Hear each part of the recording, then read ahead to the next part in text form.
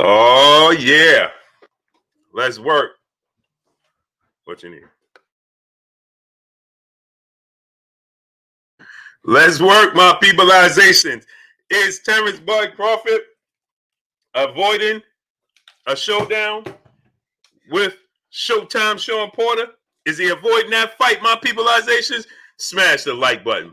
Let's work. Let's work. Let's work. Let's work. Let's work. Smash that like button. So, Showtime Sean Porter, he called out Terence Bud Crawford once again. Stop allowing Bob Arum to put these stipulations so you don't get these big fights, right? That's the quickest way not to get the big fight is to put out these stipulations, right? Manny Pacquiao, he trying to retract. He double backing now, Manny Pacquiao. Manny Pacquiao like, listen, pump the brakes. You see, what happened with Manny Pacquiao, right? My brother, we're going to have my brother Damon Nicholson in the building today as well. You understand? So we're going to have a special guest, Damon Nicholson, in the building today. So let's talk about this, right? Manny Pac-Man Pacquiao, right?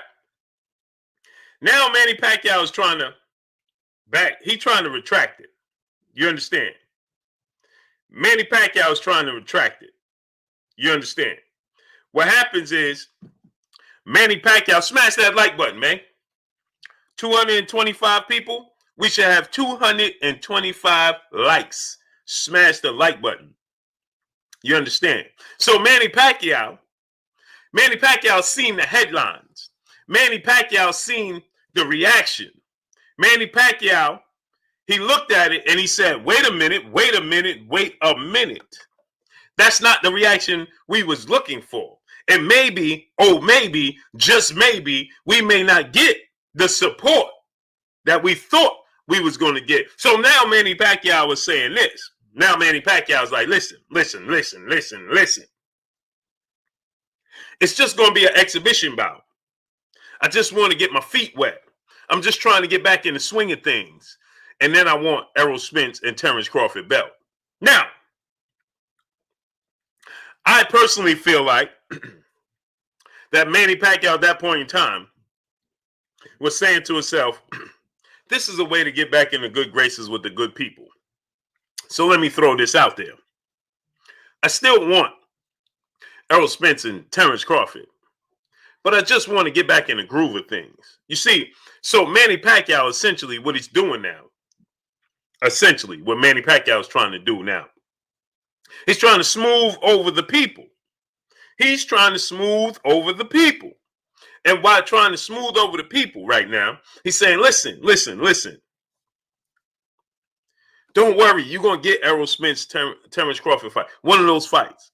And the reason that let me know he's trying to smooth over the people, get your body moved, right? He's trying to smooth over the people. And the reason why I know that is because he mentioned Terence Crawford.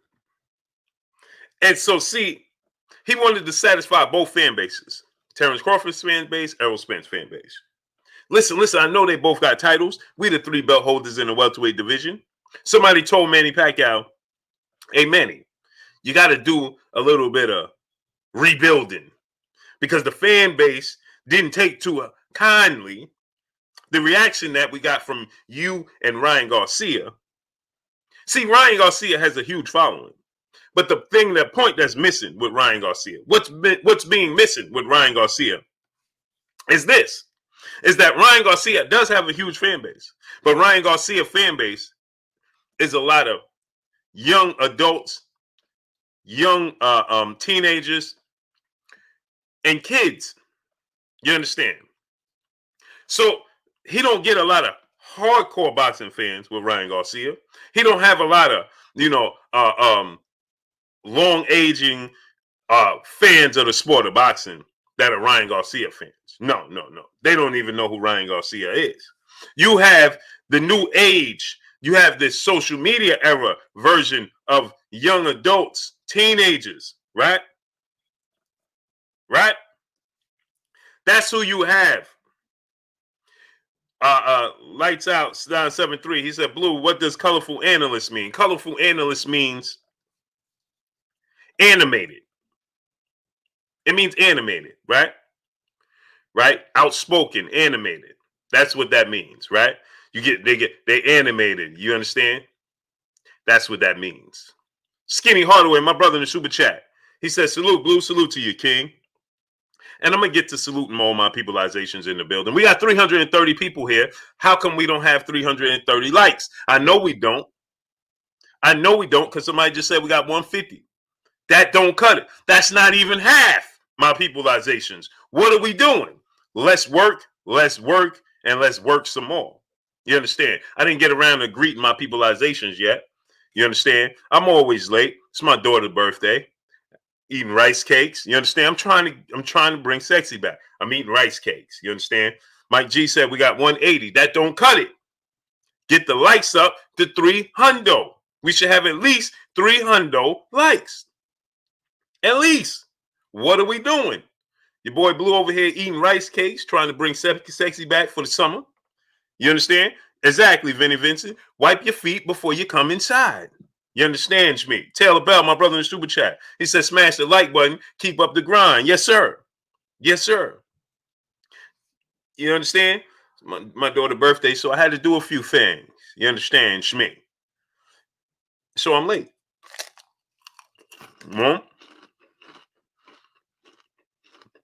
Right thing. Rice cakes. So let me go ahead and salute my peopleizations as I eat these rice cakes and as y'all get them likes up. Because now we have 350 people and we should have that many likes. So as y'all get them likes up to 350, I'm going to go ahead and greet all my peopleizations in the building, as I have yet to do. Because I'm always late. Always. My wife be like, man, you're always late. I'm always late. I could be 2 hours early and still be late. Isn't that something? Isn't that something? Kevin Munnings, my brother in the super chat, says, salute, Blue. Today is my daughter Chloe's birthday as well. Don't forget to smash that like button too. Salute to your queen, Chloe. Peace and blessings to the young queen, man. Happy birthday to Chloe. Happy birthday, Chloe. Enjoy your birthday. If I could sing, I would sing, but I can't sing. And so it would just be an embarrassment to myself and all my peopleizations here in the building. So I would just say happy birthday to you, young queen. Rasiki Leatherwood, salute my brother in the super chat. He says, salute, my brother. Keep the truth coming. No doubt. Say less. That's all I could do. I can only be how I am. You understand, Shmi? I can only be how I am, how I know how's to be. You understand, Shmi? Salute to my brother. I appreciate you, King, 1,000%. My brother Skinny Hardaway in the building. Demetrius Hall on the mic. My brother Terence Bailey Sr. Go subscribe to my brother on the mic with Terence Bailey Sr. Rex Jamal, Combo Breaker 99, Free Game Fella, Stan Swoosh, Ross Grands, salute. Demetrius Hall, Little Scrappy, LaJessica Burden, peace and blessings, Queen. David the Real Thomas, Calvin Johnson, No Slack 504, Skinny Hardaway, Jose Diaz, Ghetto Love, Jet Ski, Chilltown Major, C99, Riley, Geo James Khalil, 98, Fly High 89. Adrian Vett, Tommy Tom, Clayton Smith, Chu Coronado, Focus Ball, my brother. Go subscribe to my brother Focus Ball. Go get you some of them Focus Balls. Surrett 357, Mike G, Mo 2013, Ray Max Saranas, salute. Jose Diaz, Taylor Bell, Miss Dr. Pablo Sled, Lights Out 973, Kenya B, Renee Bosh Young, salute. Go subscribe to my brother Renee Bosh Young. Wallace Carter III, salute. Vinny Vincent, salute. Roscoe Johnson, salute. Chef Curry, my brother, salute. Scott Birmingham, G Fresh, Roger Williams, salute. That guy, salute. Box Conversation, my brother Reggie Owens. Go subscribe to my brother Box Conversation, Reggie Owens, man. Calvin, Sean Miller, salute. Calvin Sanders, salute. A. McKinney, the streamer. Darius the Great, salute. Who am missing? Chris, salute. Rashid Muhammad, my brother, salute. GD, salute. Emmanuel Pettigrew, salute. Adrian Vett, salute. Mikey Buddha, salute. Ruck Family, Run Up King, salute. Ghetto Love, Donnie Jones, salute. Chaz Bleak, 0573, salute. Chris Garcia, salute. Kenya B, salute. Fred Robinson, salute. Who else? Bo Ones, IML Will, salute. Go subscribe to my brother IML Will. Cy McNeil, salute. Jill James Khalil 98, salute. Boxing Dad, salute. Kashif Dixon, what's good with you, King? How you doing, man? Philip Marsh, salute. D Sham, salute. Shaq Bellhort, Albert, salute. Mr. Mechanical, salute. Jay Reed, salute. You ain't no cop, Jay Reed. Jay Reed. No cop, Jay Reed. William Taggart, salute. Tom Joseph, salute. Who else we got? C Black, salute. Larry Evans Smith, salute. David Bohannon, my brother, salute. Quincy Quintant, salute. Black Alpha, salute. Tay Brown, peace and blessings, Queen. What's good with you, Tay? Benjamin Harrington, salute. My brother, Riley, dropping that dub on your boy Blue. He said, best boxing page on YouTube. Happy birthday to your daughter. Peace and blessings to you, Queen, King. I appreciate you 1000%. For sure. You understands me. My brother, Alan Albert, salute. In the super chat, he said, happy birthday to the little sister. Peace and blessings to you, King. I appreciate you 1000%. Anton Port, salute. Alfred Pettaway, salute. My brother, Dwayne Fuller, dropping that dub on your boy Blue. He said, salute, Blue. I bet I help keep my brother Blue grind going. Yes, sir. Peace and blessings to you, King. As always, coming through, showing love every day.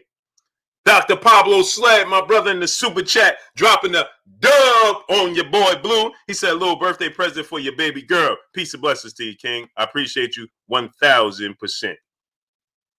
Jack Tripper, KC Dub, Big Lakeshore, salute. Dwayne Jefferson, Crowd 7435, Chantel Hill, James, Charlie J, Ken Broadwater, salute. My brother, Mikey Buddha in the super chat. He said, it seems as though there's avoidance of black fighters. Actually, it's plain as day. Oh, yes, for sure. Oh, for sure. That's by design. King Vonnie, 86, salute. Rodney Howard, salute. Trent Splan, salute. Dwayne Freeman, salute. Will Latimer, salute. Philly Miz, 215, salute. He said, happy big born day to Lil Blue. Peace and blessings to her. Appreciate you, King. Kurt Loma, salute. Trey B-Day, the real, salute. The XO of the RO, salute. Wendell Augusti, salute. Camilla Terry, salute. R. Stokes, salute. R. Beasy, Jack Tripper, salute. Inday Hustle, salute. Montavious Barry, Harvey Hot Dog, Jay Woodard, salute. Mark Wonderlick, my brother, salute. Gene Dew, Boston and Barbecue, Terry Luster, salute. What's good? Donald Favor, salute. Anthony Hernandez, my brother, salute. Yes, sir. 11520 in the building. Atara Israel, salute. Captain, salute. Mike G, knuckle up, salute. Capadonna 24, where you been at? Salute. Darrell Colby, salute. Why am I missing people? Elijah Martinez, salute. David Bohannon said 285. That don't cut it. Get them likes up to 350. Robert Montgomery, salute. Get the likes up. Go subscribe to my brother IML Will. Get them likes up, man. Let's work. You see they not sending out the notifications today. They dragging their feet. But it's all good because the grind don't stop. Y'all know what it is. Terry Luster, salute. Sab 1, salute. My brother, Mr. Mechanical, in the super chat. He said, salute, King, supporting the grind. DMV in the house. Salute to the DMV in the building. Hubble Telescope, salute. Mr. T, salute. Troy Battle, salute. The Real Jew, Shalom, my brother, salute. Pat's Nation, salute. Damon Foster, salute. Smooth Groove Boxing, salute. Rashawn Williams, salute. NBA D Nice, my brother, salute. Ron Cerrito, salute. Yup. My brother King Vonnie said we had 304. That ain't enough. Get them likes all the way up. I'm all the way up. All the way. We got 400 people. We should have 400 likes. What are we doing? My brother Bish, be Megastar. Peace and blessings to you, King. Go subscribe to KK Penson TV. If you got nieces, nephews, sons, daughters, kids, friends with kids, little cousins, have them subscribe to KK Penson TV. Hey, Bish, make sure you drop that link in the chat. Taylor for Wealth, salute. OG Sean the Don, DSA1, salute. Jaime Peralta, salute. Kareem Hassan, salute. Troy Battle, Jerron Purtle, salute. T-Rock, Coach Burris, salute. My brother, Dwayne Fuller, dropping another dub on your boy Blue in the super chat. He said, Blue, here's another dub. Happy birthday to your baby girl. Yes, sir, King. I appreciate you 1,000%. Rampage Jackson, salute.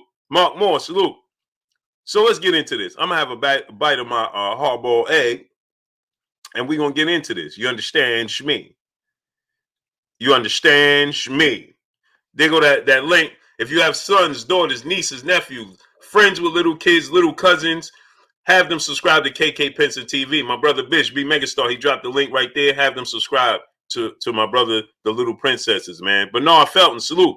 Arnold the Rambo, Adrian Henderson, salute, salute. All right, William Gordon, salute. Yeah. I got a hard boiled egg. I'm trying to bring. I got a rice cake here.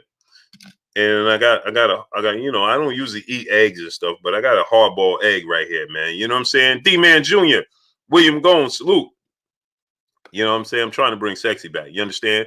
Don't knock my hustle. You feel me? Smash that like button. We got 430 people. Let's get 430 likes. He said they going live at 6:30 tonight. Have the kids check in. For sure. For sure. Have them go and subscribe and check in. My brother School of Skills in that super chat. He said, Terence Crawford avoiding Porter, LOL. Stop it.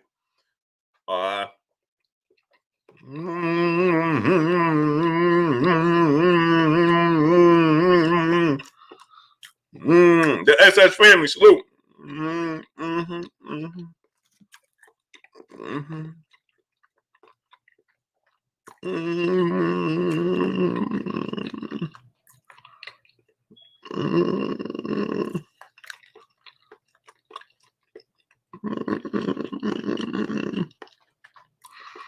Burgess Meredith, salute.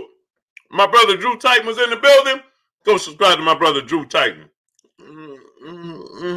Okay. Money man, Johnny Q, Kenneth Howard, salute.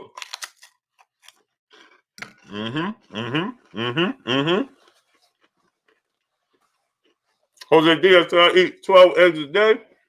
You're a good man. You're a good man. Jada Real, salute. So let's get into this. So, Showtime Sean Porter. Here we go with this camera. Here we go. So, Showtime Sean Porter. My brother School of Skills said Terence Crawford avoiding Sean Porter. LOL, stop it. Well, School of Skills, I want to ask you a question, my great brother. Smash the like button. Now we got 450 people. Let's get 450 likes. We got 450 people. Let's get 450 likes. Smash the like button. Wipe your feet before you come inside. Now, my brother School of Skills, he said Terence Crawford avoiding Sean Porter. LOL, stop him. Right? And he stamped it. Stop it. So let me ask you a question. How is he not avoiding Sean Porter? Because by your method, by the way you think about doing things and the way Crawford fans think about things, right? They are saying that, you know, Errol Spence is avoiding Terence Crawford by offering him a 60-40 split. But Terence Crawford says, no, I don't want that. And because you're making that offer means you don't want the fight. Isn't that what you guys are saying? Isn't that what you guys are saying? Salute to my brother Stephen Young in the super chat. He said, for more rice cakes, happy birthday to the little princess. Appreciate you, King.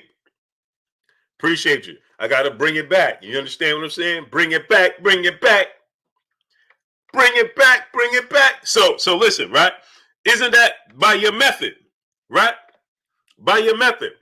Ebony Queen, peace and blessing, Queen. How you doing today? Smash that like button. Big homie Coop, what's good with you, King? J North Philly Black, salute. So now let's answer this question, right?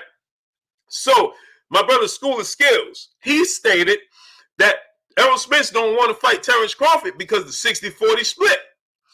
But you okay with Terence Crawford and Bob Arum essentially saying, hey, Showtime Sean Porter, here's $1 million flat fee.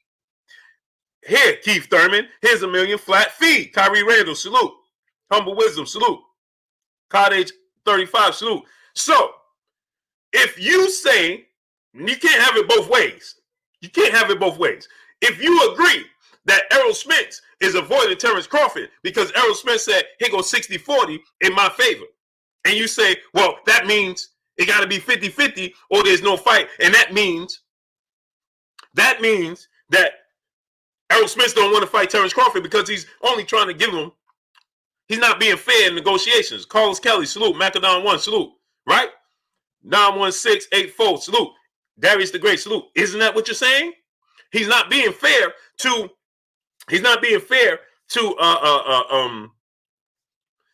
Terence Crawford by making him an offer of 60-40, right? Okay, so let's look at it from this standpoint. Derry Jones, salute. Right? Straight shooting facts, salute. So now let's look at it from this standpoint. We got to step back and look at it with a 2020 vision. And we got to be honest when we look at it with a 2020 vision. Mike Rhymes, salute. Okay? Kurt Loma, salute. We got Prince Bully, salute. We got to be honest with the 2020 vision, what we see. So now let's look at it from this standpoint. Sean Porter, Showtime Sean Porter, he made $1.5 million to $2 million to fight for Miller.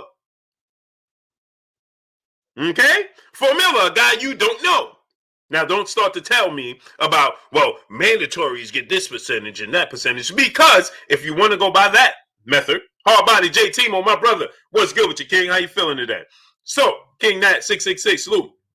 So, if you're going by that and say, well, the rules are, he said now he's saying Terence Crawford. So now listen to School of Skills.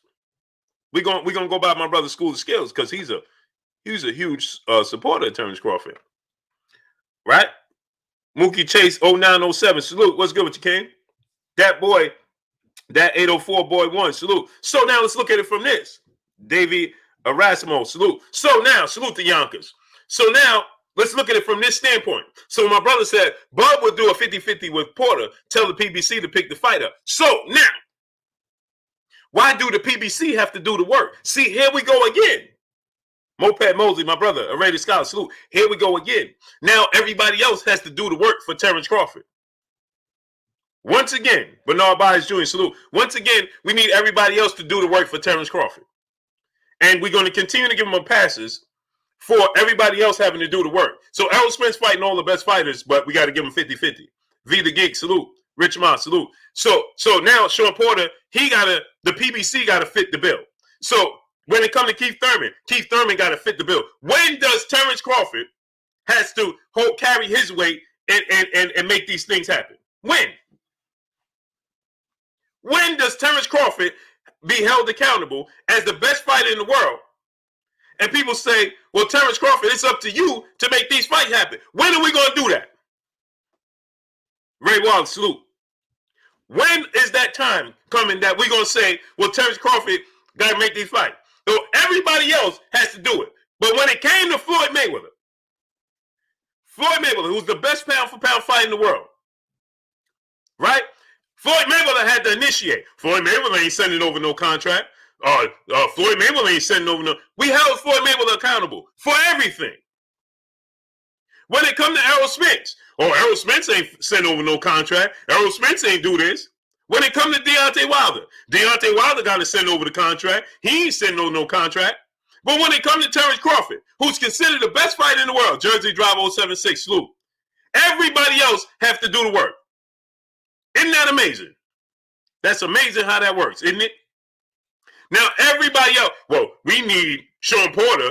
So they stated when it came to Keith Thurman, tell Al Heyman to send over the contract. When it came to Keith Thurman, tell Al Heyman to send over the contract with a boatload of money so we can make the fights happen. Wait a minute. You're the best fighter in the world. You're the A side. That's why you don't want to set a 60-40 split in favor of Errol Spence, because you're the A side.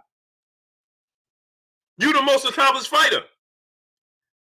So when does it get to the point where reality sets in and we say, listen, boy, you got to start making these fights? We always have a built-in excuse. Now my brother's saying we dealing with Bob Arum, right? We dealing with Bob Arum. Bob Arum don't want to spend no money. Whose fault is that? Who re-signed with Bob Arum? Once again, you can't get around this. GD, salute. You can't get around this. The best thing to do is just say, hey, man, he got to make better decisions. Jordan Maverick, Los Angeles Lakers, salute. Mr. Pazor, salute.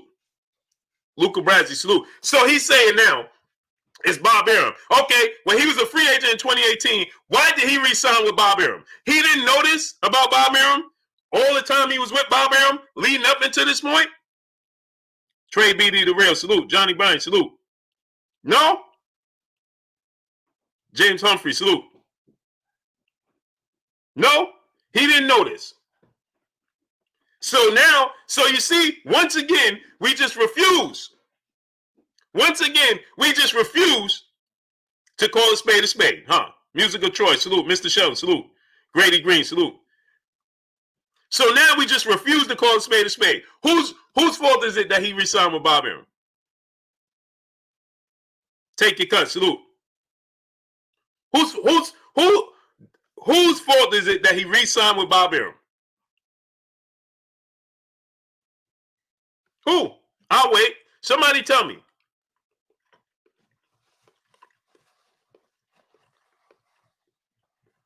D. Warren, salute. Manny Van Mark, salute. Reggie Milligan, salute. LT, salute.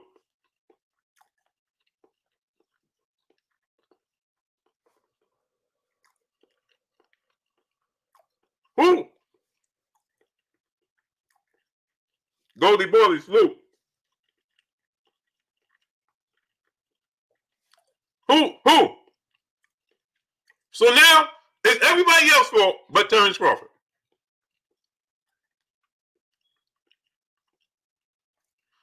Unforgiving in life, salute.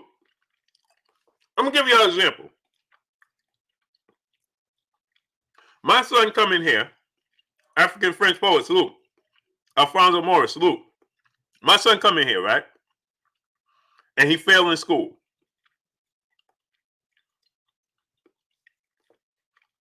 And I say, son, why'd you fail in school? You failed every single class. Whether it was the gym teacher's fault, whether it was the science teacher's fault, whether it was the math teacher's fault, they didn't give me the proper work. They didn't give me the proper help. Then it was the social teacher's fault. Then it was the history teacher's fault. Then it was everybody's fault but yours. And so then the end of the school year comes.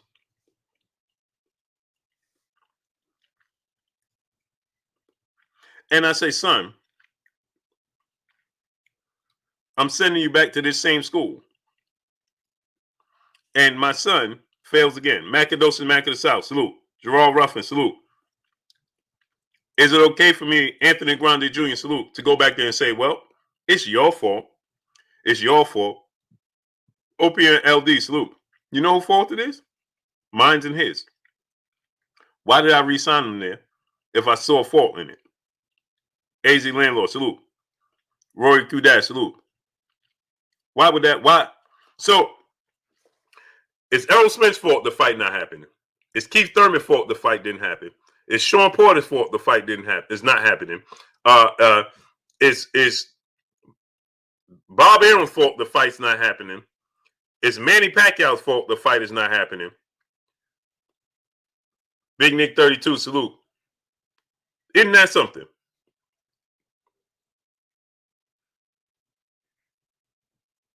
Isn't that something?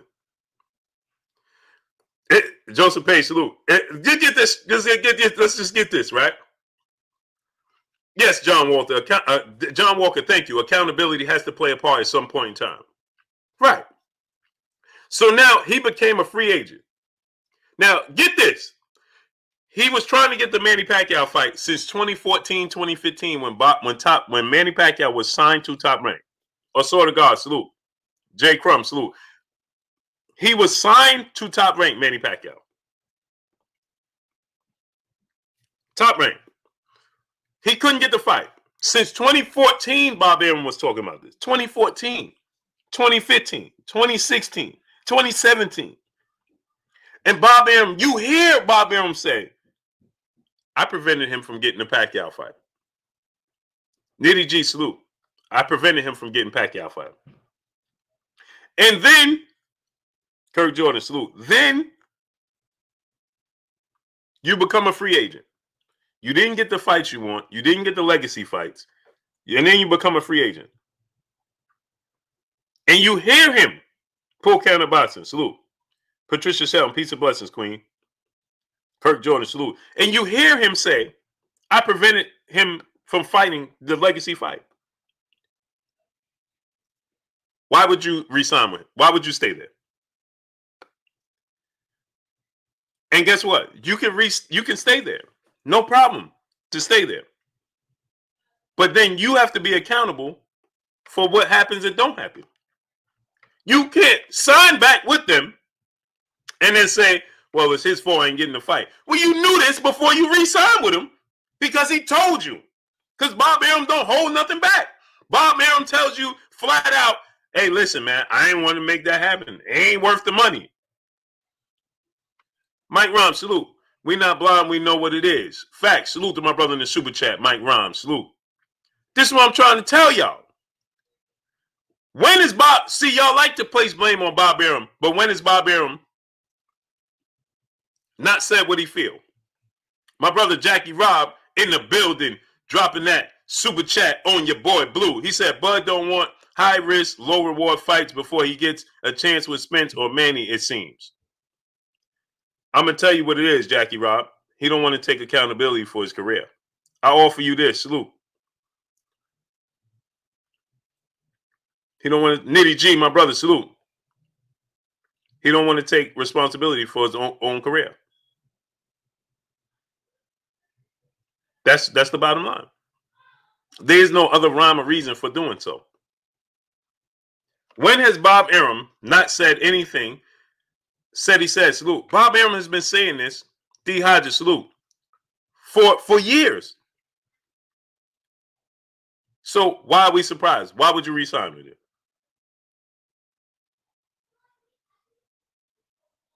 Why? Why?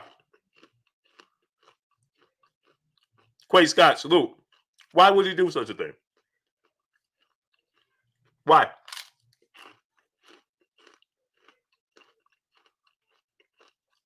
Why? Ethiopian, salute. Anthony F, salute. Why? Smash the like button. Gilbert Rodriguez Jr., what's good with you, young king? Shepherd King, salute. I'm curious to know, Cannabis Cove, salute. I'm curious to know, why do y'all act like you don't see this?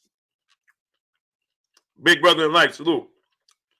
9 Mile Player, salute. DK Chef, salute. Huh? Why would y'all act like you don't see this? I mean, it's as clear as day. So, you give Cal Brook $2 million. You give Amir Khan $7 million. But you're going to tell me that the most you can come up with for Keith Thurman and Sean Porter is $1 million.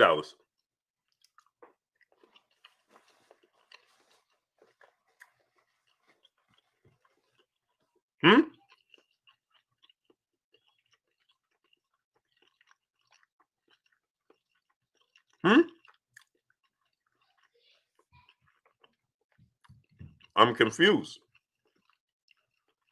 Because you guys know this.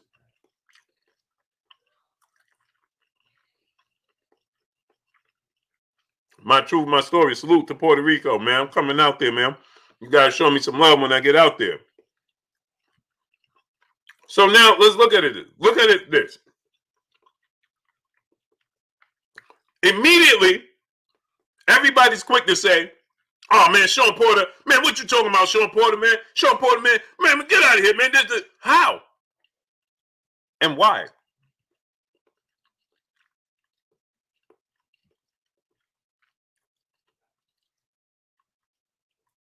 And we're going to have a special guest, Damon Nicholson, in the building in just a few short minutes. But why and how? Why? Why are you quick to say Sean Porter's in the wrong? But Errol Spence is in the wrong. How could you have Errol Spence saying 60-40, which is a great number, and Terence Crawford saying no 50-50 or no fight. So he turned down the fight. But y'all saying it's Errol Spence. But then Sean Porter is saying, let's make the fight. And they're saying $1 million, but you hear Terence Crawford not saying anything. Why isn't Terence Crawford coming out like, listen, hey, Bob, man, we're going to have to make this fight. This is a big fight for me. Offer this man some more money. And make it public, because Bob Arum is not shy about making it public. So why are you? Bob Arum is not shy about coming out and being like, listen, he ain't worth this, or I ain't doing this. But he ain't shy about doing it. So why are you? You need to come out and be public and say, listen, I want these fights, this, and this. Bob Arum is trying to do this, and this. I'm still in the contract, so there's nothing I can do right now, but I'll be out of the contract very, very soon. Plain and simple. Plain and simple. Plain and simple. Plain and simple. Hard body J. Timo, my brother in the super chat. He said, debating with these Bud Fury Canelo fans is like debating a. That's a fact. That's a fact, King. JX, my brother in the super chat, he said, Bud doesn't want the fight, but Bob, he's guaranteed small paydays. Since Bud doesn't market himself, he can't lose the big ones. Yeah, this is what I'm trying to tell y'all. How could you, Kamel Page, salute, how can it be okay? How could you say it's Errol Smith's fault, but then don't say it's Terence Crawford's fault when it comes to Sean Porter? Somebody please help me understand that. How could it be Errol Smith's fault for offering him a number and you saying that's too low? But then you don't say it's Terence Crawford's fault for allowing Bob Arum to offer a number that we all know is too low of a number for Sean Porter. How? I've never heard one time somebody actually say, man, Bud got to do better. Trick Noty, my brother, salute. I've never heard anybody say it. Free game fellas, salute. Where is it? Ralph Lemieux, Attendio, salute. Mr. Mechanical, my brother in the super chat. He said, Bud way of being a duck is underpricing. That's what Sean Porter's saying. Michael Ray II, salute. Sharon Mann, salute. This is what Sean Porter's saying. Sean Porter's like, listen, that's the quickest way to not make the fight is by saying we only going to give you $1 million. But no, everybody want to get on Sean Porter. Oh, man, Sean Porter this and Sean Porter that and Sean Porter this. No, how about saying it's Terence Crawford? True Blue One, salute. How about saying it's Terence Crawford? Because, see, everybody, Theo Avant, salute. Go smash the like button, man. J North Philly Black, salute. Tara Dub, salute. Appreciate you. Happy birthday to your daughter. Let him know, Blue, he got to control his own future. This is a fact. Carl Brown, my brother in the super chat. He said, I just don't think Bud really wants this fight. Real talk. But see, here's the thing. Everybody's hesitant to just be like, man, Bud, you gotta do something, man. You gotta do something better. What's wrong with that? We're not talking about his skills. We're not diminishing his skill set in the ring. We're talking about the decisions outside the ring. Demetrius Buford, salute. To make the big fights. Leon Robinson, salute. That's what we're talking about. Ramon Nixon, salute.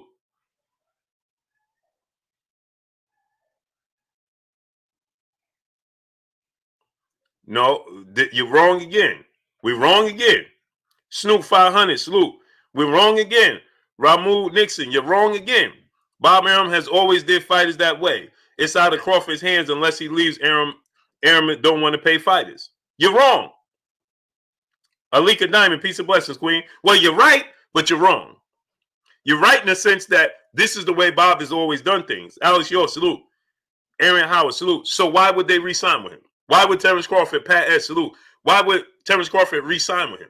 If this is the way Bob Arum has always done business, then why would you re-sign with him?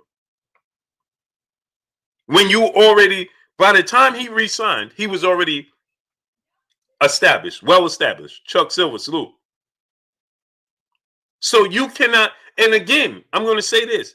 If no school skills, he's not correct. Fight to prove my love, salute. So smash the like button. How we got 584 likes and we got 700 people here? Smash the like button, man. Get the likes to 700. We're not going to do this. Get the likes up to 700. Corey Bizzle, salute. Corey Bizzle, Bob Arum is paying me. Now Bob Arum is paying me.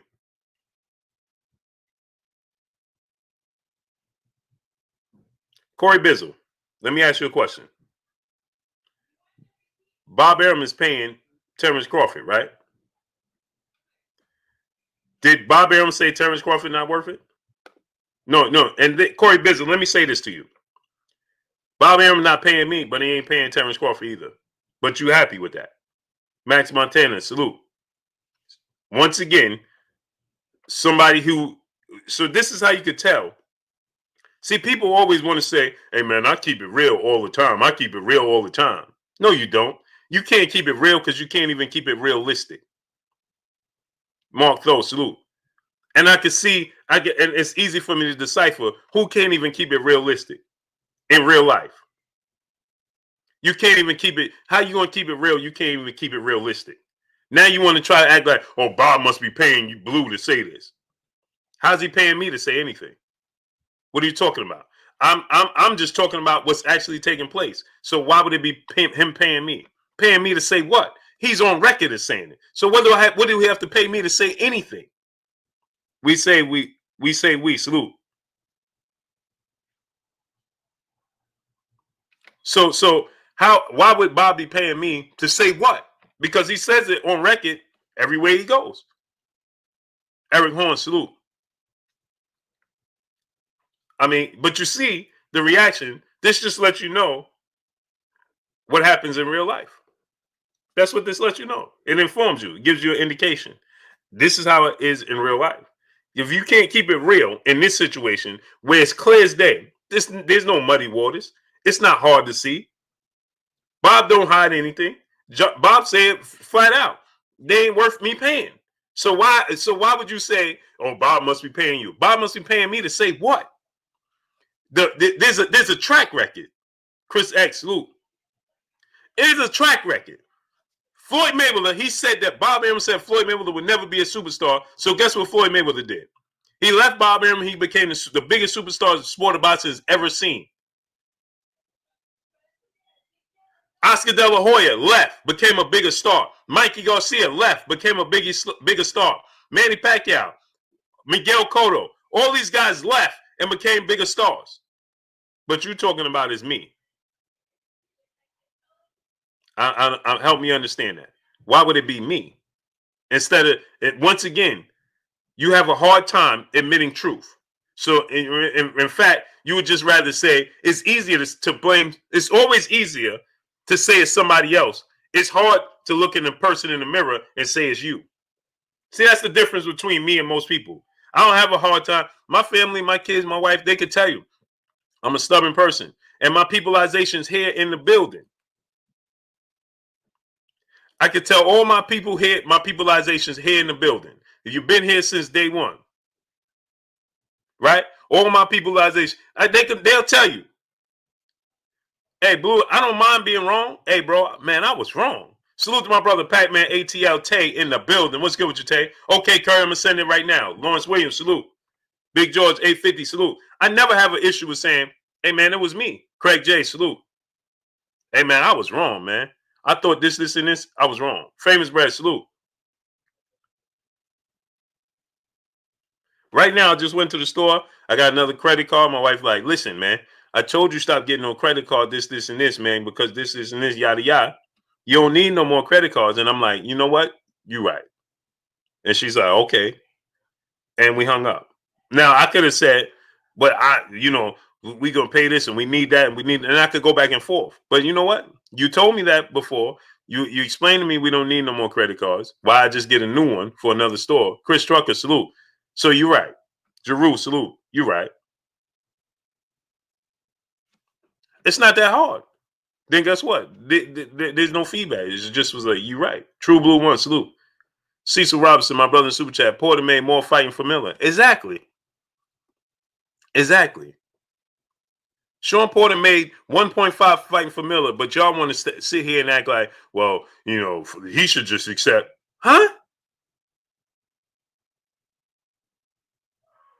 School of Skills. Look at the brother. See what I'm saying? This is what's wrong. But have a good deal if you look at it. 4 mil a fight during a bad pandemic. That's great. Right. But you can't. Okay. So who's for? Once again, who decided to take that deal? It's great. Maybe it fits him, but you can't. So he don't get the big fights. It's his fault because he wanted to be in this position where he was secure. Right. Black Egg Joker salute. Right. Not saying it's not a good a bad or a good. It just don't allow him to get the other fights. So it's not their fault. It's his, right? Carl Brown, my brother in Super Chat, once again. He said, when it come down to legacy fights, you notice how Bud don't speak up, but quick to tell y'all out, but quick to yell out they don't want to fight him. I never understood that. Facts. Facts. Smash that like button.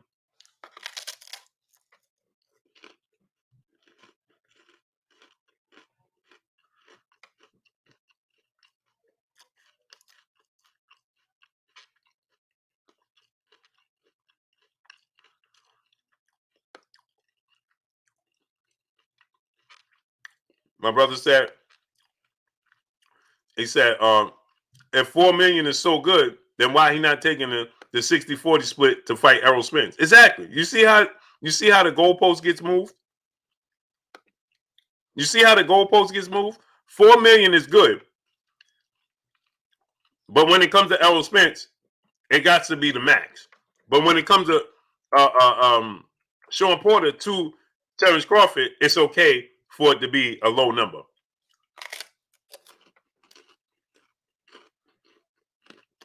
Amazing, isn't it? Amazing, isn't it? On then Senior X, Luke. So the brother said 4 million is good. Then great salute. Right. But then, okay, so if that's good, then you know how much he's going to get to fight Errol Spence?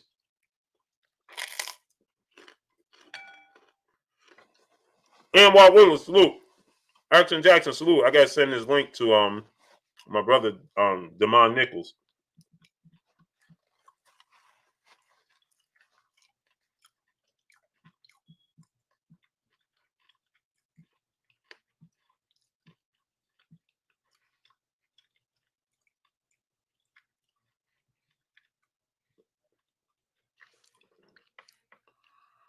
We getting ready to bring on Damon Nichols in the building.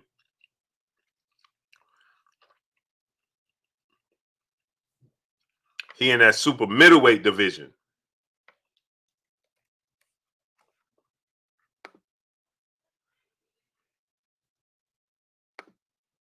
Why did it do that, man? Come on, man.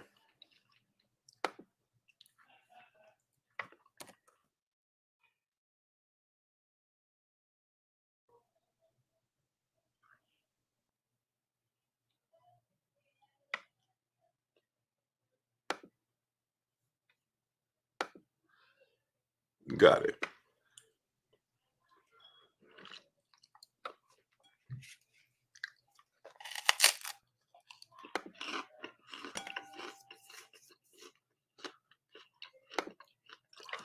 Salute my brother Larry Even Smith dropping that dub on your boy Blue in the super chat. Like 50 Cent said, you got to do something, baby.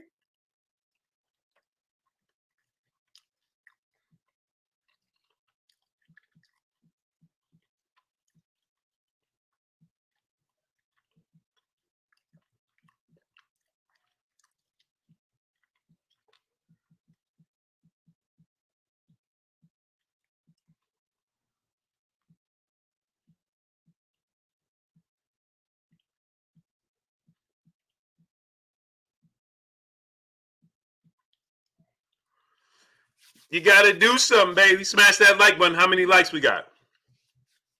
3 up, 3 down, 10. Salute. How many likes we got?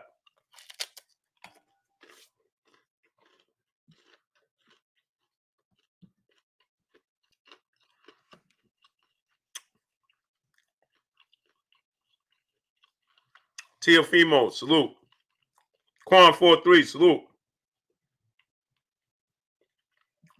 We get ready to bring in Damon Nicholson in the building. There you go. There you go. What's happening, man? What's going on with the king? Man, I can't complain, man. I can't How you complain, feeling? man. I'm feeling good, man. How about yourself, bro? I'm good. I was trying to wait for my co-host to come on. He'll be on in a second, though. But what's good with you, though? Okay. Hey, 1 second. Okay. Quiet. Everything good with you, though, man? Yes, sir. Man, it's gonna be a good year for boxing, man. Glad to have you. I'm glad to have you on, man. Oh, no doubt, man. I'm glad. I'm thankful for having me, man. You know. Oh man, for sure. Say less. You got a lot of followers, man. People that look forward to your interviews and stuff, man. So, man, I really appreciate it. Man, I appreciate you, man. I'm just trying to make I'm just trying to speak the truth and exactly. and introduce. You don't play boxing. You know what I'm saying? Right. I respect. I think a lot of people they get it misconstrued, man. My standpoint, my passion for it. Right. I respect each and every one of y'all stepping in that ring and putting your life on the line. Exactly. You know what I mean? Each and every time, man. Each and every time. Exactly. In the ring. Exactly. We're putting our life on the line, man. So Exactly. I commend any man who steps in there. Honestly. That's a fact. Yeah. That's a fact. Yeah. But just introduce yourself. Let the people know what you got going on. A little bit about. I got. It's dark. I gotta. Hold on, man. My kid is loud. I apologize, but man. It's all good. That's what we like the real. That's what we like the real. Right. You know what I'm saying? Definitely getting it, man. We don't need a stage. We want the real. Yeah, exactly. Hey, I'm sitting there eating rice cakes and hard-boiled eggs, man. I just got finished eating some peanut butter and jelly together, man. But man, my name is Damon Nicholson. In the ring, I go by the best at it. 23-3 with 1 draw and 20 knockouts. Mm-hmm.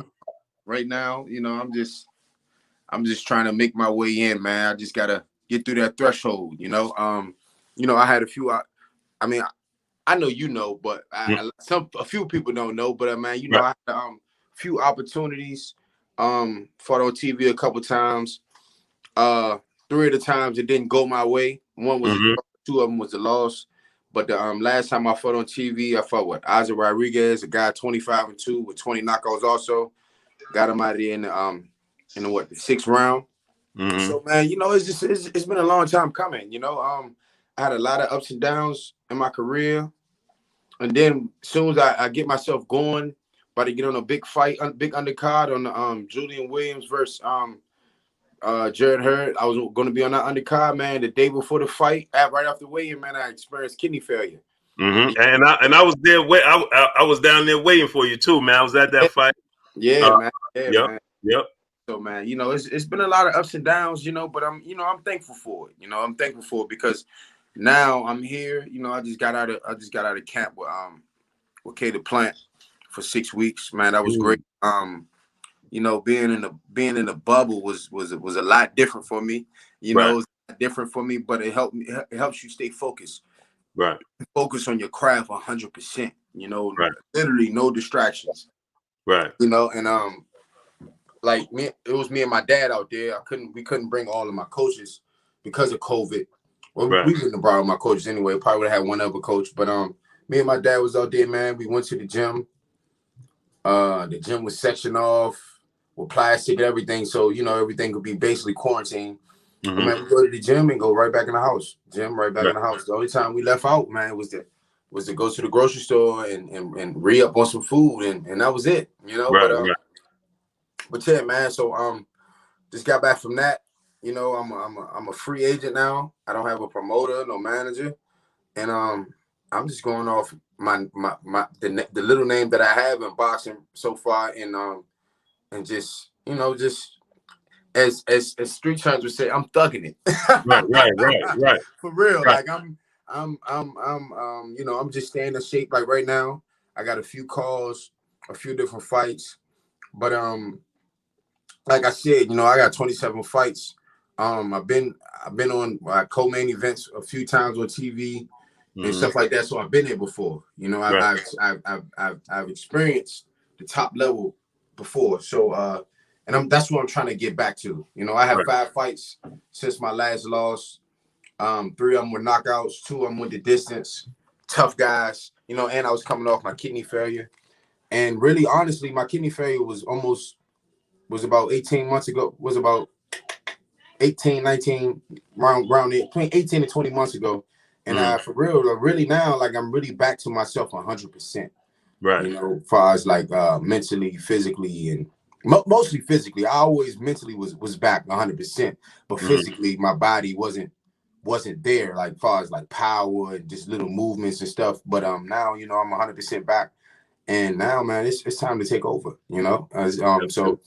I know how this game works. So for me not having no promoter or no manager, it's going to take a little bit.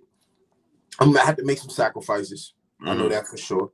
But hey, man, it's all a part of the game, man. I didn't come this far, make it this far. The damn near cheat death, to just give up and quit, on my dreams and my goals in life. Right. So now, man, I made a little few connects. Of course, like I said, I've been there before, so I know a few people, to reach out to, and I train with Javante Davis, so And that's Calvin and yeah, you gotta you're not you're not new to this. no, not at all, No. not at all, not at all, not at all, man, not at all. And now that's why, like, I'm just being patient. I'm not selling myself short. I'm not taking no fights on a week notice or 2-week notice. But I mean, if it makes sense, I will, because I'm in shape. I'm in shape. Right. I'm around fight weight. So if it makes sense, I definitely will. But right now, I got a call for a fight that could be worth anywhere between 50 to 60,000. And it wasn't that. So my dad was like, "Look, man, we're not gonna sell ourselves short. Sometimes if it makes sense, we might have to here and there. But right now, man, let's just keep grinding." So hey, because you and my co-host is here. What's going on? His name is Kurt Anderson. I call him he's a historian in the sport of boxing, man. What's going on with you, Kurt? Hey, Blue Blood, man, what's going on? Donnell Nicholson, I know about you. What's up, chat? You fought a guy from Jamaica, Queens. I lived there for a little while. Okay, his name was Devon Lee. Devon Lee. So that's where I know you from, because I was mad at Devon Lee because the guy you beat, he beat my guy from Patterson, New Jersey, where I was born, named Ian Green. Devon Lee beat him, and you beat Devon Lee. Wow. So I know about you from the Devon Lee and the Jesse Hart fight. And I saw your story. I believe you're trained by your father, Will. Yep. Yes, I know you. Boxing is a big part of my life, man, and so it's good to talk to you. That's what's up, man. That's what's up, man. Hey, it's a pleasure, Mr. Kurt. It's a pleasure, man. Thanks for having me. And now I wanted to touch on that, right? Because we were supposed to link up at that when you was going to fight on Jared Hurd, J-Rock card. We were. Yep, you we were supposed to link up. Right. And that happened, man. So can you just give us a little bit of insight, man? What actually took place there in that situation? A lot of times, like what I went through, man. They say a lot of like they thought like a lot of people probably think it was from dehydration or just like cutting weight and not cutting weight right. It wasn't that, because a lot of people don't know, but when I was fighting 160, I kind of had it not that scared, but like a scare where my body would cramp up and stuff like that. And that came from not drinking enough fluids, overworking, overtraining, and stuff like that. So this go around, I fought Jesse in April, And then I fought again in August. And then I fought again. I was supposed to fight again in October, but I ended up fighting in December. Then I came back right back March, then again in April. So what happened was after each fight, I was just in the gym. I didn't take no breaks. Monday, I was back in the gym, you know, and through the course of time. Hello? Yeah, I could. Okay. I just put you slowly, but so. Okay. Mm-hmm. Through the course of time, you know, me keep beating my body up. You know, once I finally made weight, my body just gave out. You know, it was just from overtraining, overworking. Man, I'd be in the gym. The coaches will go run. We'll do 100 sprints, and then later on in the evening, I'm riding my bike 5 miles, then running 3 miles. So I was just doing too much. You know, I beat my body up real bad, and so when I went to the hospital, you know, they thought it was going to be a quick fix, give me some IVs and stuff like that. So then when they seen my kidneys weren't working, they looked at my kidneys. They was like, Mr. Nicholson, like, you know, we have never, ever, and like the doctor said, man, my history of being a doctor, man, I've never seen anybody kidney levels, what it's called creatinine. You know what I'm saying? Creatinine levels this high. You know, so man, it was just for me, just overtraining, man, just doing too much, chasing my dreams, you know, trying to make it, trying to get there, knowing that, you know, I'm working harder than everybody else, you know. So that's what that was, man. Just me just really overworking myself mentally and physically, you know, and my body was just tired of it, you know, it shut me down, you know, my body completely shut down. And so it was more than kidney failure, man. I had everything you could think about. Diabetes, I had high blood pressure, high cholesterol when I was in the hospital, and that was, of course, from my kidneys not failing, but over the time, you know, my kidneys wasn't working for some time. You know, before I was even cutting weight, this part was going on maybe a year before it even happened, you know. So wow, when the time came, man, my body was done. My body was done. Man, so essentially, man, you got lucky. Yeah, man, I got lucky. The doctor, because my dad, man, I told my dad before we went to the hospital, I said, man, let me just take a nap and everything's going to be okay. So he said, nah, man, we can't take a nap. You got to get up. So when I got up, my body just gave out. Like my body completely gave out. I couldn't walk anymore. I could barely move. My security guard, he had to carry me down the steps and all that, man. You know, so the doctor, my dad told the doctor, he was like, yeah, yes, sir. He wanted to take a nap. He said, sir, the way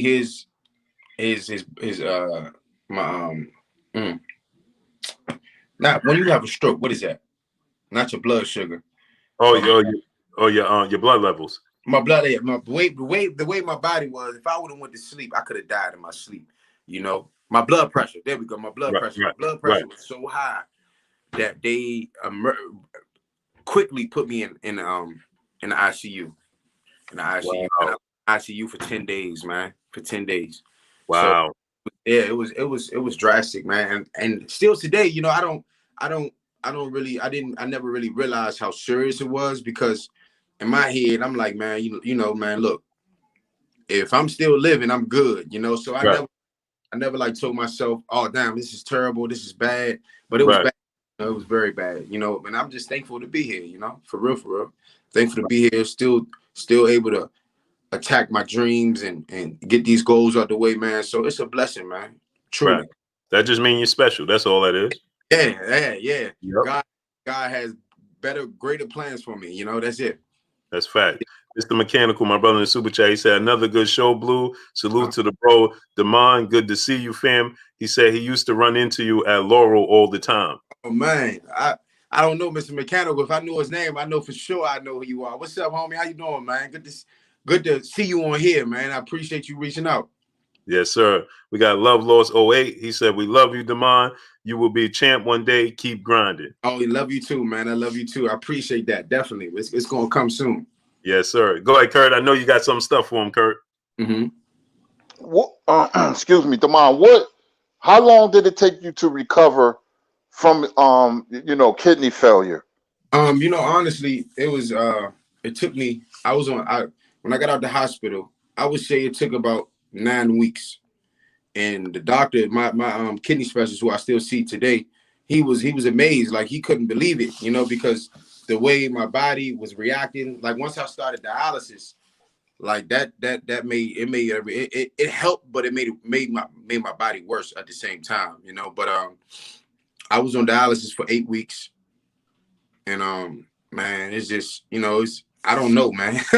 I don't know, you know, it was a blessing from God, man. You know, one thing I did do, I started like when I was on dialysis, I became vegan. You know, I made myself switch to vegan. I started just eating all natural minerals food like sea moss and bladderwrack and stuff like that. Things to nourish my body, because when you're on dialysis, man, you can't eat a lot of things, man. You can only drink like a bottle of water a day. So what I did was, man, I just became vegan the whole time while I was on dialysis, just to see how my body would change around. When I got out of the hospital, man, I was 230 pounds, all fluid. Wow. All fluid.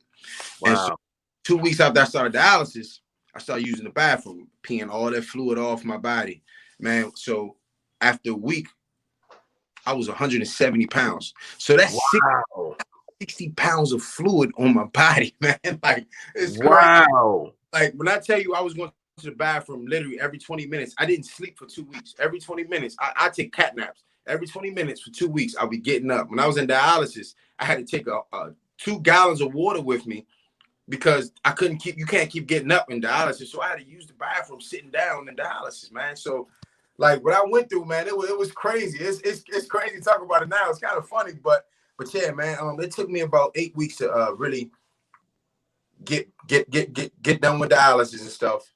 And then I had wait another week to get my stitches out my chest. Because I had a port in me. To get the port out, I had to wait another week, because they wanted to make sure I was still gonna be good. My kidneys were still working and everything. And right. soon as they took my put out me, man, I went straight to the pool. I went straight to work. You know, I was like, man, look, the doctor had told me, man, I could be on dialysis from six months to a year. He was like, man, you won't return back to the gym for 6 months to a year. I said, okay, doc. It's been 8 weeks and I'm done. You know, so I was, man, as soon as I got cleared, I didn't go right back into the gym. Of course, they wouldn't let me, but I went swimming, man. I was swimming. I swim for a month straight, and then I went to the gym. First day back in the gym, man, felt like I never worked out a day in my life, man. Felt like I never worked out a day in my life. It's funny you mentioned, Donnell, that you mentioned sea moss, because my wife is deep into aromatherapy, and she makes it, and we can't keep it in the house, man. Her orders is like, oh my goodness. Okay. Oh, yeah, we can't keep it in the house, because I'm a diabetic too. Okay. You So know, and sea moss is great for you. Yeah. And you know what? Yep, it is, man. Add cinnamon into your sea moss. That's gonna help you. That's gonna help your diabetes. I promise you. Yeah. Yeah, it does. I do it already. It stabilizes the sugar. Okay. You know, and because she know all about that stuff. But getting back to boxing, when you work out, say like you got a fight coming up, and what you went through with your kidneys, are you self-conscious not to overtrain or train a certain amount of weeks, or is it just behind you now? It's behind me now. I can't lie to you. It's behind me. And one thing I realized, man, I was in camp with Gervonta Davis for his last fight, and you know, I went to train with him in Vegas but I was there for 2 weeks, and just being in that environment, being around Floyd and being around everybody, and just watching how they train and seeing everything, I realized, like, damn, I'm still overtraining. Like, I'm still doing too much. Like, I I don't know. I think it's me. I've been boxing and training all my life, so I sometimes overdo it. But I realized, and this was just August, September. I realized, like, damn, man, you know, like, I don't have to do everything that I've been doing to go 10 to 12 rounds and be in shape. You know, I was still beating myself up just a little bit, but the thing we did change is that I'm working the same. I'm working the same, but I just your audio is out. Your audio, yeah, we can't hear you. Hear me now? like we cut down hard training. Like we'll train hard. Like say we in the 8-week camp. For that 5 weeks, it's gonna be hard. Then them last 3 weeks, we're gonna turn it down. Turn it down. That's about it. You know, I don't go hard all like 6 weeks, 6 to 7 weeks, and then that last week, oh yeah, you rest. Nah, we train hard for about a good 5 weeks, and then we just stick to the game plan the last 3 weeks to stay sharp. You know, I'm already in shape. There's no need to push even harder. You know, so that's one thing I will say change. But man, you know, I mean, you know, to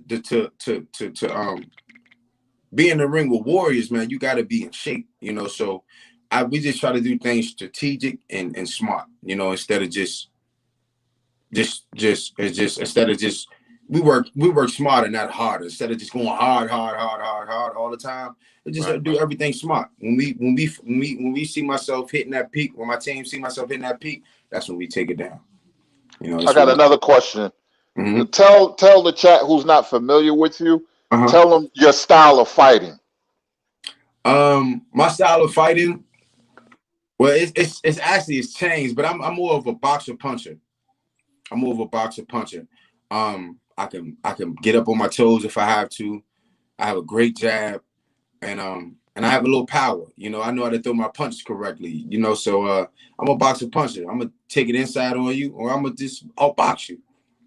I seen you when you fought Mike Guy. I saw that fight, but yeah. Go ahead, Blue. I saw it wasn't a split decision. I thought you won unanimously because he was swinging wild. Yeah, swinging wild. And when I fought Mike Guy, man, you know, I got caught up.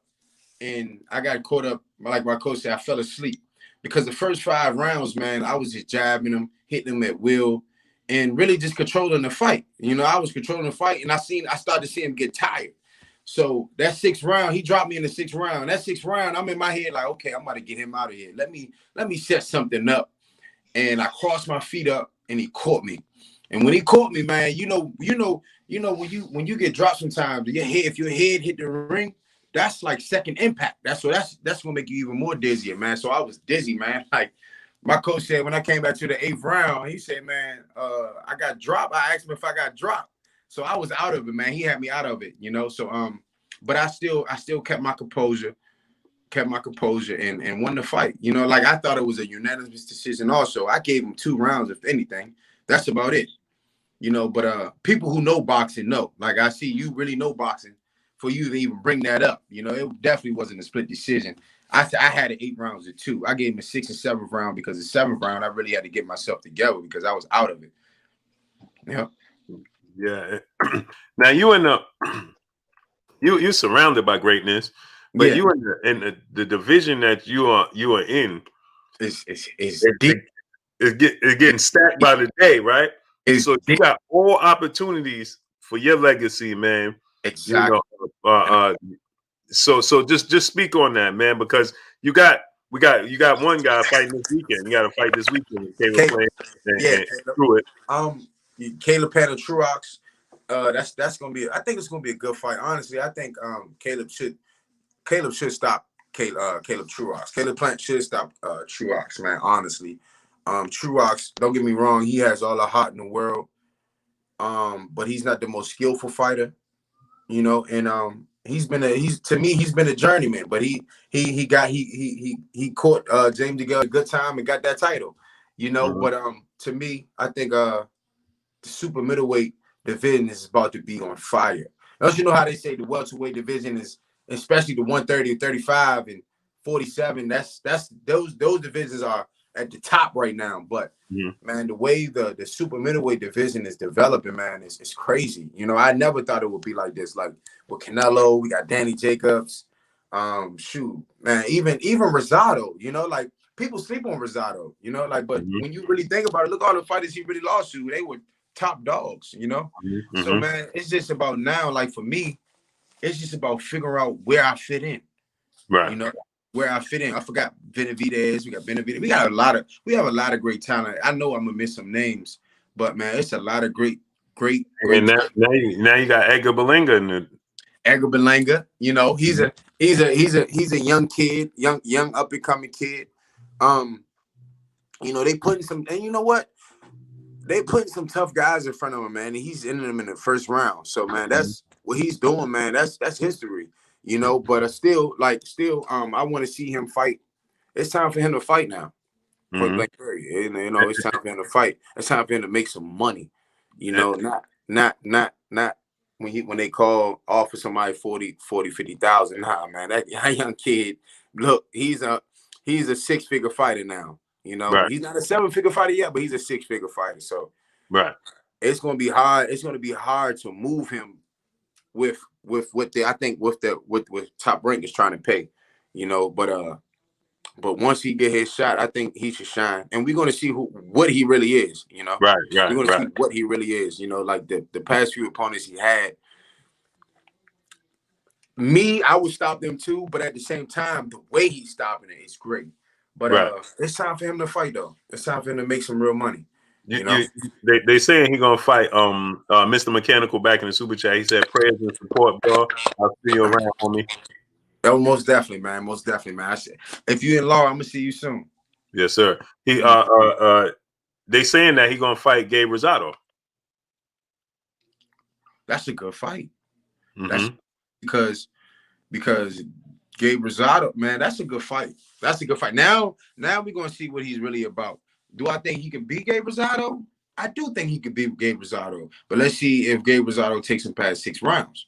Right. That's the question.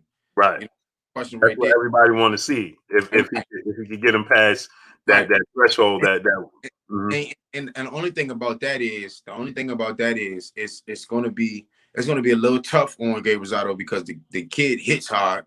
And Gabe Rosado is not really the kind of type of boxer to move, slip, and all that. You know, he can, but that's not that. Gabe Rosado is a slugger. You know, actually, he looked good against Danny Jacobs. Actually, that's probably the best I've ever seen him look in a long time. Yeah, that was.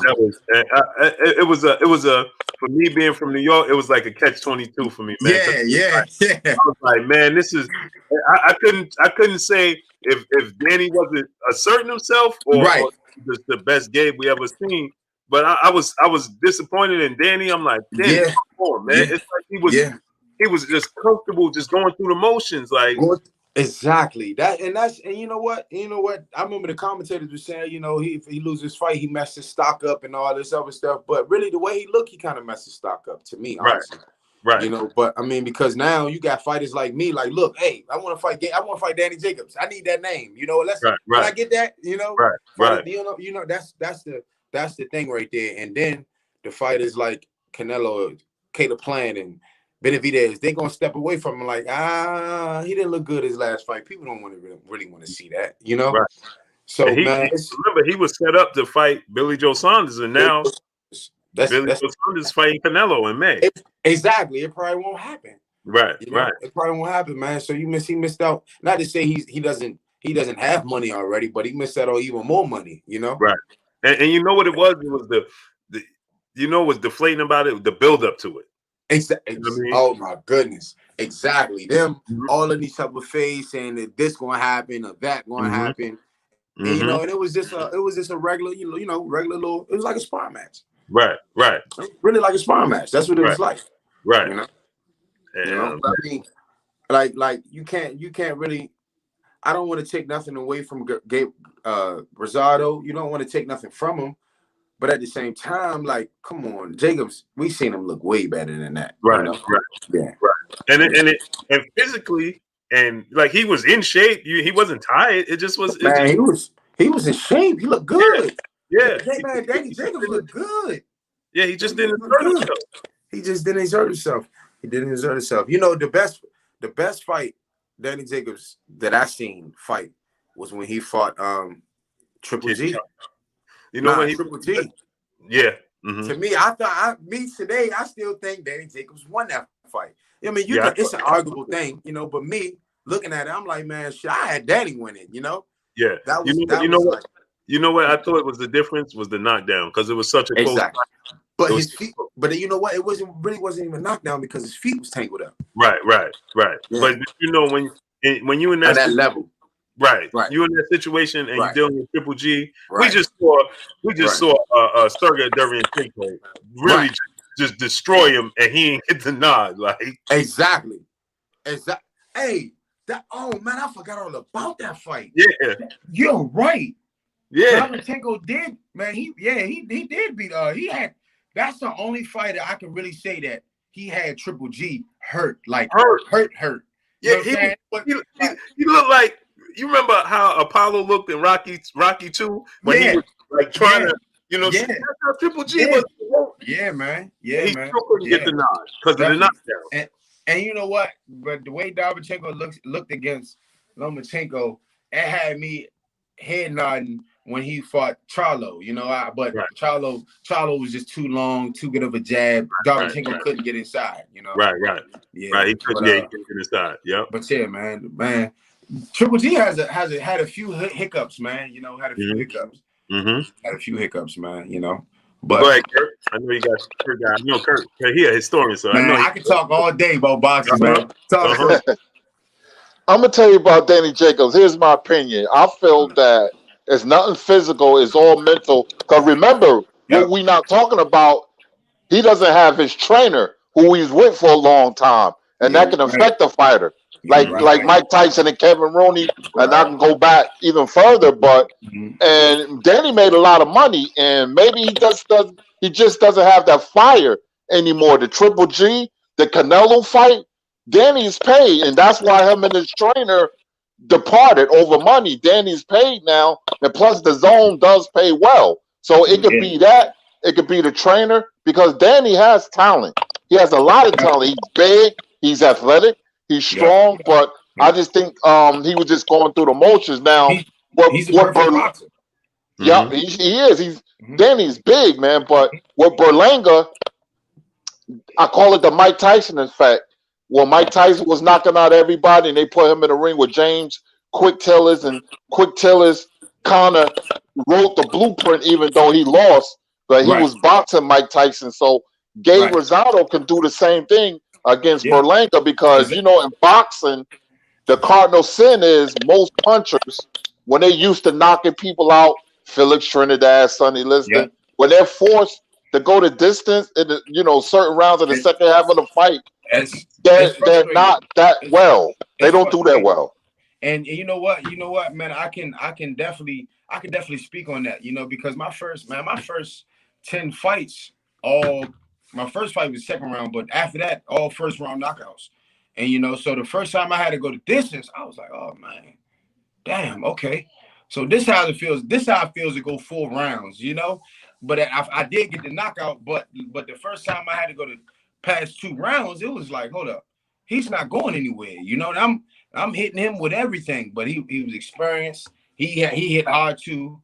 So I don't care what nobody say, man. Like, to knock somebody out in the first round, to have all them fights, when you finally do go the distance, it's a big difference. It's a big difference. And with somebody who can actually box and know what they're doing. And and one thing I would say about Gabriel Rosado, I mean, when have we ever seen him actually get KO'd? Normally it's just a stoppage or cut or trying to stop it. They don't never just lay down, never. Right. Never. Yeah, and that's why this is a huge fight for Edgar, man. But he can make it one or two ways. He can make a statement, or people gonna be like, "Oh man, you're gonna see things in the omen." Right. And you know what? The young kid is really enjoying the living life right now. So what I've seen in the years of boxing, when you get that type of attention and stuff like that, it can sometimes go to your head. So, like my advice to him is, like, when it's time for training camp, man, get away. Either get away or just lock yourself away. When nobody get in contact with you, stay off social media, because he's bringing a lot of attention, man. The world knows about him. My family members asked me the other day, like, yeah, when you fight Berlanga, you know what I'm saying? Like, day, my family barely watch boxing, so he's definitely out there, man. He's definitely up and coming. He should. Did he get top prospect of the year this year? Last year, 2020. Y'all know? I don't know. I think it was somebody else. I'm trying to think. What? Yeah, who was it? I don't think nobody deserved it more than him, but yeah, it was. It was. Yeah. Was it Ennis? Oh, okay. Nah. Oh yeah. Ennis. Jerron Ennis. Yeah, it might have been. Now, if it was him, I understand why. Okay. Yeah. If it was him, it was Ennis. I believe it was. Taylor Bell, my brother, said, can he express his opinions on David Benavidez, please? Yeah. Where does he see his career going? Thanks, Blue. Salute to you, King. Benavidez. Wow. I don't know, man. You know, with Benavidez, I think he's a big guy. You know, I mean, if he can make 168, stay there. But from my experience, I would say just go to 75. You know, you're tall.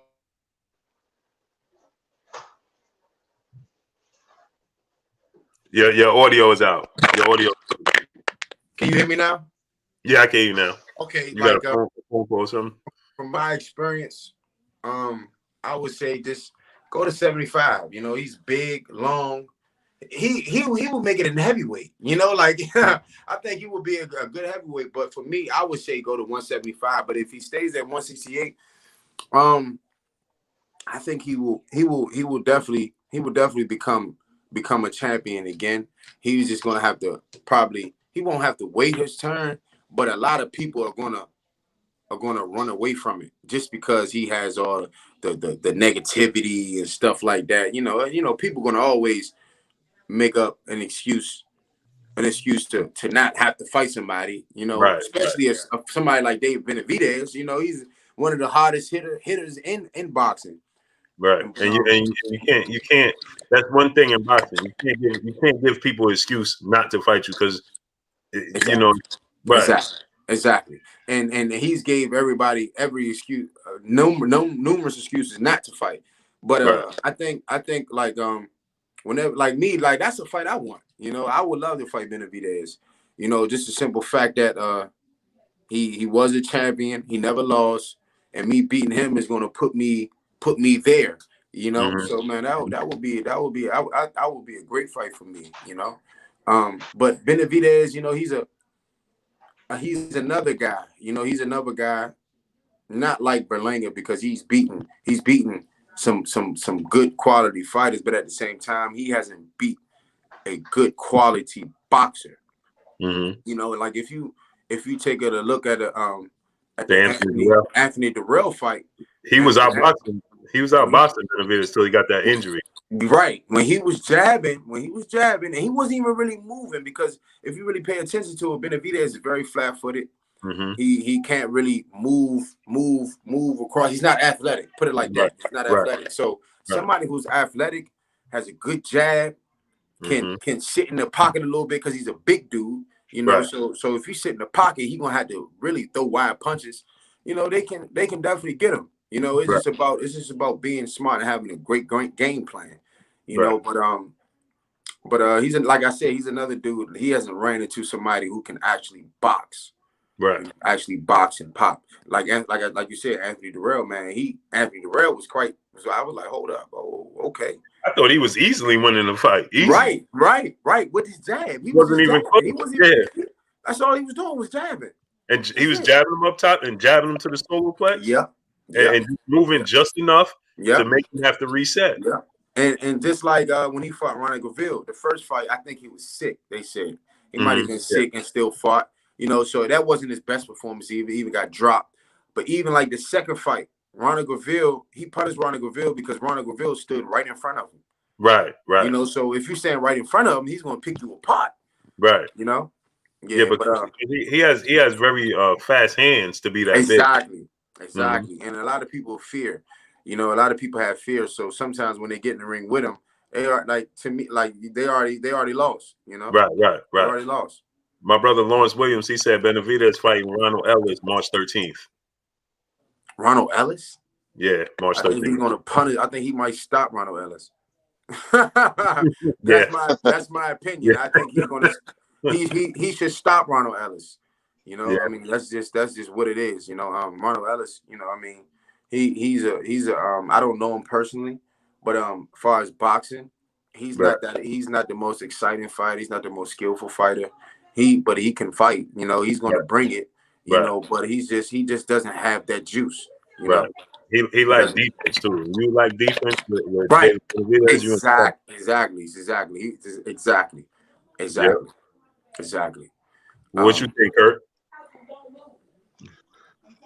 this is a terrible matchup for Ellis, man. I didn't like how he Terrible. looked in his last fight. Yeah, man. I I wish got I to could be get that honest, fight. man. God damn. And Damn. it's just a matter of time. Benavidez going to stop him in 6 or 7. That's my prediction. Definitely. Maybe before that. Too big, too strong. Like you said, you can beat Benavidez if you box him, have a good feet, Right. educated footwork Right. and a good stiff jab. You can Exactly. beat him. He can be Yep. had. Yep. And You you're know. gonna have to take some chances. You're gonna have to take some chances and then rip his body up a little bit, But Ronald Ellis, that's a terrible. Whoever made that fight, man, they trying to get paid. Point blank. That's just what it is. They looking for a good little payday. That's gonna be his biggest payday too. Yep. Definitely. They want to know. They asking you how you see Caleb Plant doing against David Benavidez. You know what? That's what I was just speaking on.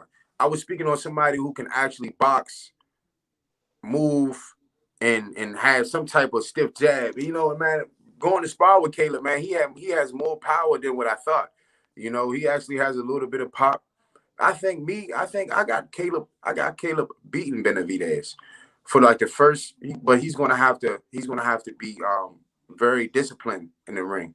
Sometimes when we get in the ring and we see that somebody is not what we thought, in training camp, we got your little nerves, a little nervous, but when you finally get in the ring and you see that, okay, I can do this. Sometimes you get careless. I think if Caleb just sticks to the game plan and stay disciplined, I think he could beat him. He's gonna whenever like Benavidez get close, all you gotta do is hold him. Don't let him hit you. Just hold him, get out, back to the stick. I think Caleb. I got Caleb in that fight. Distance for sure. Mm-hmm. How do you match up? Now you was just in camp with Caleb Plant, but how you see yourself matching up? Because you have the ability to you versatile. You can fight on the inside, you can fight on the outside. You got power. So how you see yourself matching up against these guys, and what would be the toughest matchup you think for yourself? My toughest matchup was, of course, now will be Caleb, honestly, because we sparred. He learned little tricks of the game with me. So I obviously like that. I wouldn't even say that would be my toughest fight. I think I think I don't know, man. I don't know. I don't really think, because the IQ that I have now in boxing, man, like I've been studying and just watching and just working on little things with my coaches and stuff. I think my toughest fight, it will be Caleb. Honestly, I said it. It will be Caleb, because I know, like, leading up, if we ever fight, leading up to the fight, he's gonna know, like, look, man, I have to be at 100%. I have to be 100% focused and all that. Like, even like people like Canelo, like people are afraid of Canelo. So that's why he's doing what he's doing, because they're afraid. Like Caleb Smith, he didn't look like himself at all. Not at all. He was scared. He was scared. He was scared. But the second he got in that ring and the bell rung, he was like, "Oh damn, this about to happen." You can see it. Yep. Like you can see it. Yeah. It's plain as day. But I want to say Canelo. Canelo, he has a lot of tricks that he's added, man, to his arsenal, man. But he's not hard to beat either. Like, to me, I thought Kovalov was beating him with the jab, and he wasn't even trying to look like he was just going through the motions, trying to just stay safe and not in trouble, So man, I don't know, man. My toughest fight would probably be with Caleb, because he has pride. He has a lot of pride, like I do, and that's what a lot of us don't realize, man. When you get in that ring, man, if you don't have no pride, then you're in the wrong sport. If you don't, excuse me, hold your nuts up. You know what I'm saying? Then right. Then you're done. But right. I think my toughest fight would be Caleb. That so far, like I said with Benavidez, to me, he's not one dimensional, but he is, because if you don't have no footwork in the ring, then you're one dimensional. You know, yeah, he has fast hands, he hit hard and all that, but he can't move at the same time. You know, so that right there is like a crutch. You know what I'm saying? That right there is he's disabled. You know, because I'm gonna move, get in, get out. He's gonna throw all the fast punches. I'm gonna roll right under him. You know, I'm trying to think of some other good guys in the super middleweight division. You and Danny Jacobs. Man, that's the fight I want, honestly. That would be a great fight, you know. That would be a great fight, me and Danny Jacobs.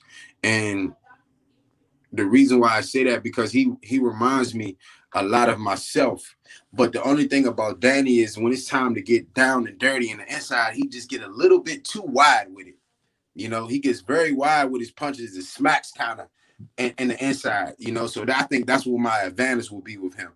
You know, but he has a great jab, great on the outs, great boxing. It's just the inside is where he falls short sometimes. That's just how I feel, you know, from what I see, you know. But Danny, that's the fight I want, man, because that's the fight where I really have to think. I'm gonna have to stay disciplined every single round and really focus on every mistake that he makes, because he doesn't make a lot of mistakes at all. You know, that's a fight where I'm gonna have to make it ugly, make him uncomfortable, make him wanna try to get wild and stuff like that, you know. Danny, only mistake that he make is just not being aggressive. That's it. So now, when was the last time you was in the ring? Figure out myself. Yes. Yeah, your audio's good. Mike Guy versus Mike Guy, February 29th, 2020. That was the last time. That was February. That was the last All time. right, I'm gonna play matchmaker for you. I got the perfect guy, because Danny Jacobs is not gonna fight you. We need a guy with a name and experience. Sullivan Barrera. He's moving back down to 168. Really? Yeah. Yep. He just announced it. Really? That's a good fight. Hold on. Did he fight Andre Ward? Yeah. Yes. Yep. Yeah. Oh man, that's a great fight. That's a great fight. And he would. I think he would fight me, but I don't. Damn. Who is it? You know who's the promoter is? Oh man, I forgot. I'm gonna look it up. I was following him and he disappeared, but that's a good fight for you. That's a great fight, man. That is a great fight. Good name. You know, he fought Andre Ward. That's all we need. That's all we need to know. Yeah, he fought Ward. He fought Bivol. Yep. And Andre Ward didn't stop him, right? Did he stop him? Did Andre Ward? No, I don't think he stopped him. He dropped him though. Yeah, he did. Yeah, he dropped him. That's right. Yeah, he dropped him. Yeah, that's a great fight. That's a great fight. Hey, he just lost to Jesse Hart in June. Sullivan Barrera? Yeah. Really? Oh yeah, that's right. He did. And then Jesse fought Joe Smith right after that, right? Right. Okay. Yeah. Okay.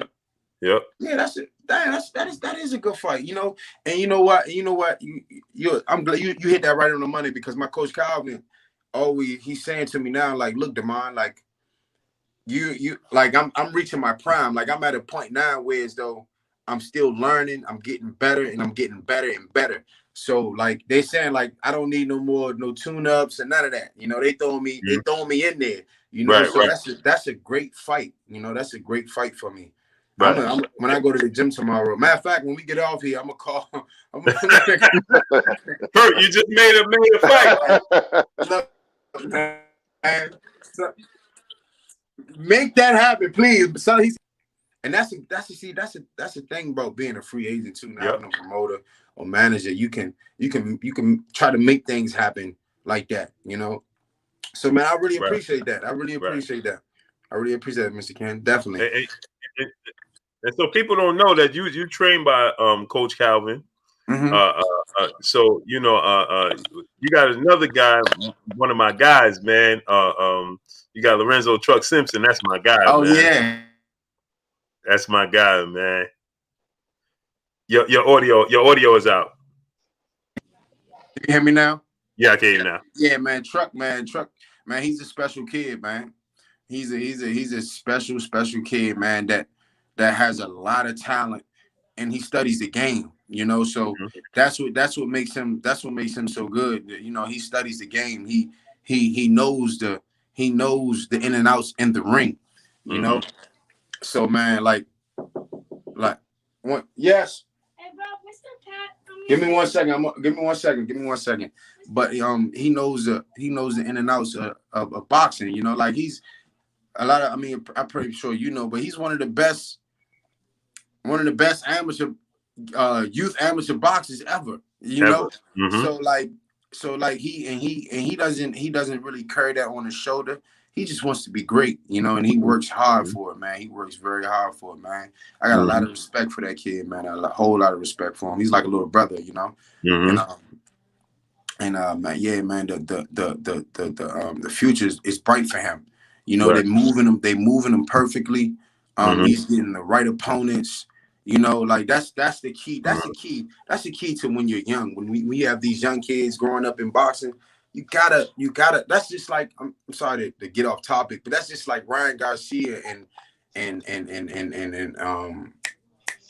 Devin Haney, even Shakur Stevens. You know, but I feel as though like for Devin Haney and Ryan Garcia, they just moving them too fast. They were what 22, 23? 22. Like, they're both 22. Right. Like it's just moving too fast. Like just pump the brakes back. And if that fight with like Ryan Garcia last fight didn't show that, then I don't know what will, you know, because I looked at that fight, he was loading up on everything from the first round to go ahead. You know, he was supposed to fight Tank, and now he's fighting Manny Pacquiao. Manny Pacquiao, man. Like, don't get me wrong, that's a great business move. You gonna make money. Yeah, that's a great business move, man. Like whoever thought of that, man, for him, it's great. But for Manny, what's the point? It don't make sense. Right, it don't make sense. What's the point, Manny? Like that makes no sense for Manny Pacquiao. Right. But I mean, 1 second. Yes. Smash that like button, people. How many likes we got, man? Smash the like button. Let's get the likes to 1K. How many likes we got? I hope we got a lot of likes, man. We having to go. Yeah. Talking boxing, man. Yes, sir. We talking boxing. But yeah, man. But Lorenzo Simpson, man, you know, he has a bright future, man, and they moving him exactly how they should. You know, he's about to be 21 in March. You know, he got about another 2-3 years, you know, before he make that big step. He might, for real, honestly, they might make it before then, you know. But I mean, they moving him right. They moving him exactly how they should. My thing was this. I said, Ryan Garcia make that fight though. Now, Manny, he came out and he said that it's going to be exhibition style because he still want to fight Spence or Crawford for their belts. But I think that after it was being announced, I think he saw the feedback and it wasn't good, and he was like, he had to pull back, like, because you stand nothing to gain, and the fight going to take place at welterweight. If Ryan goes up to welterweight, he's never going to be able to make 35 again. Oh man, no, he won't. He won't. Never. And like, man, that really doesn't make no sense. But that's them running. That's them telling them like, look, man, you're not ready for Tank. Just take a step back. But you know what? A fight like that, if he was at welterweight, a fight like that with Manny, for him where he's at, that's great. That's great. Right. You know what I mean? Manny's on his way out. You know what I'm saying? Even though Manny still look good, but listen, you're gonna learn a whole lot from this type of fight. You know, you're gonna learn a whole lot from that type of fight, man. But at the same time, man, like, I mean, they're just keeping him wait for Tank.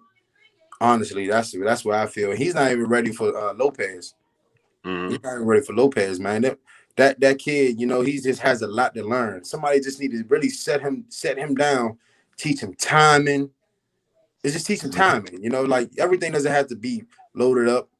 1-2. All you're doing is the jab in the right hand. You know, you're throwing a hard hook, but you got to set it up. You know, I think he could have knocked Luke Campbell out. He could have knocked Luke Campbell out in the first round for real. If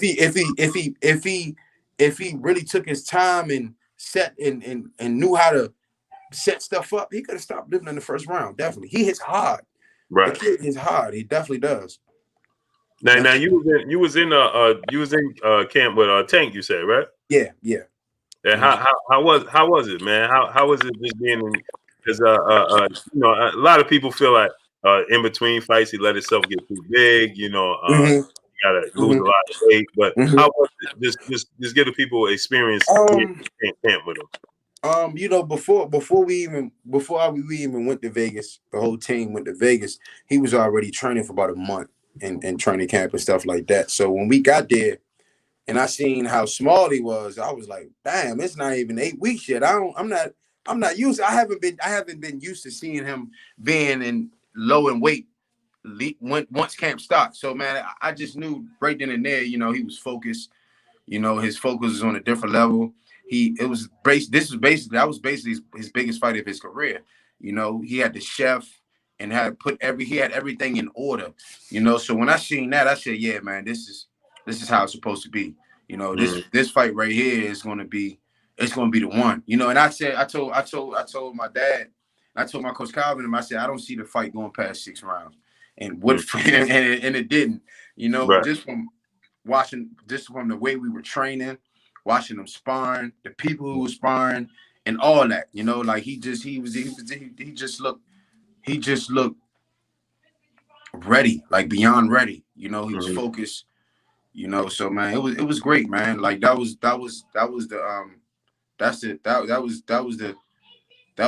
the Tank that I'm used to seeing. Me and Tank been training together for since 2013, since we first turned pro.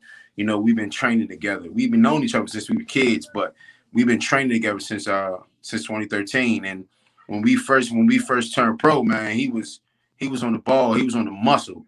It wasn't no time he wasn't ready or low in weight and nothing like that. But you know how the money gets sometimes. Right. But that when I seen him in camp, that brought me back to the Tank from when he first turned pro.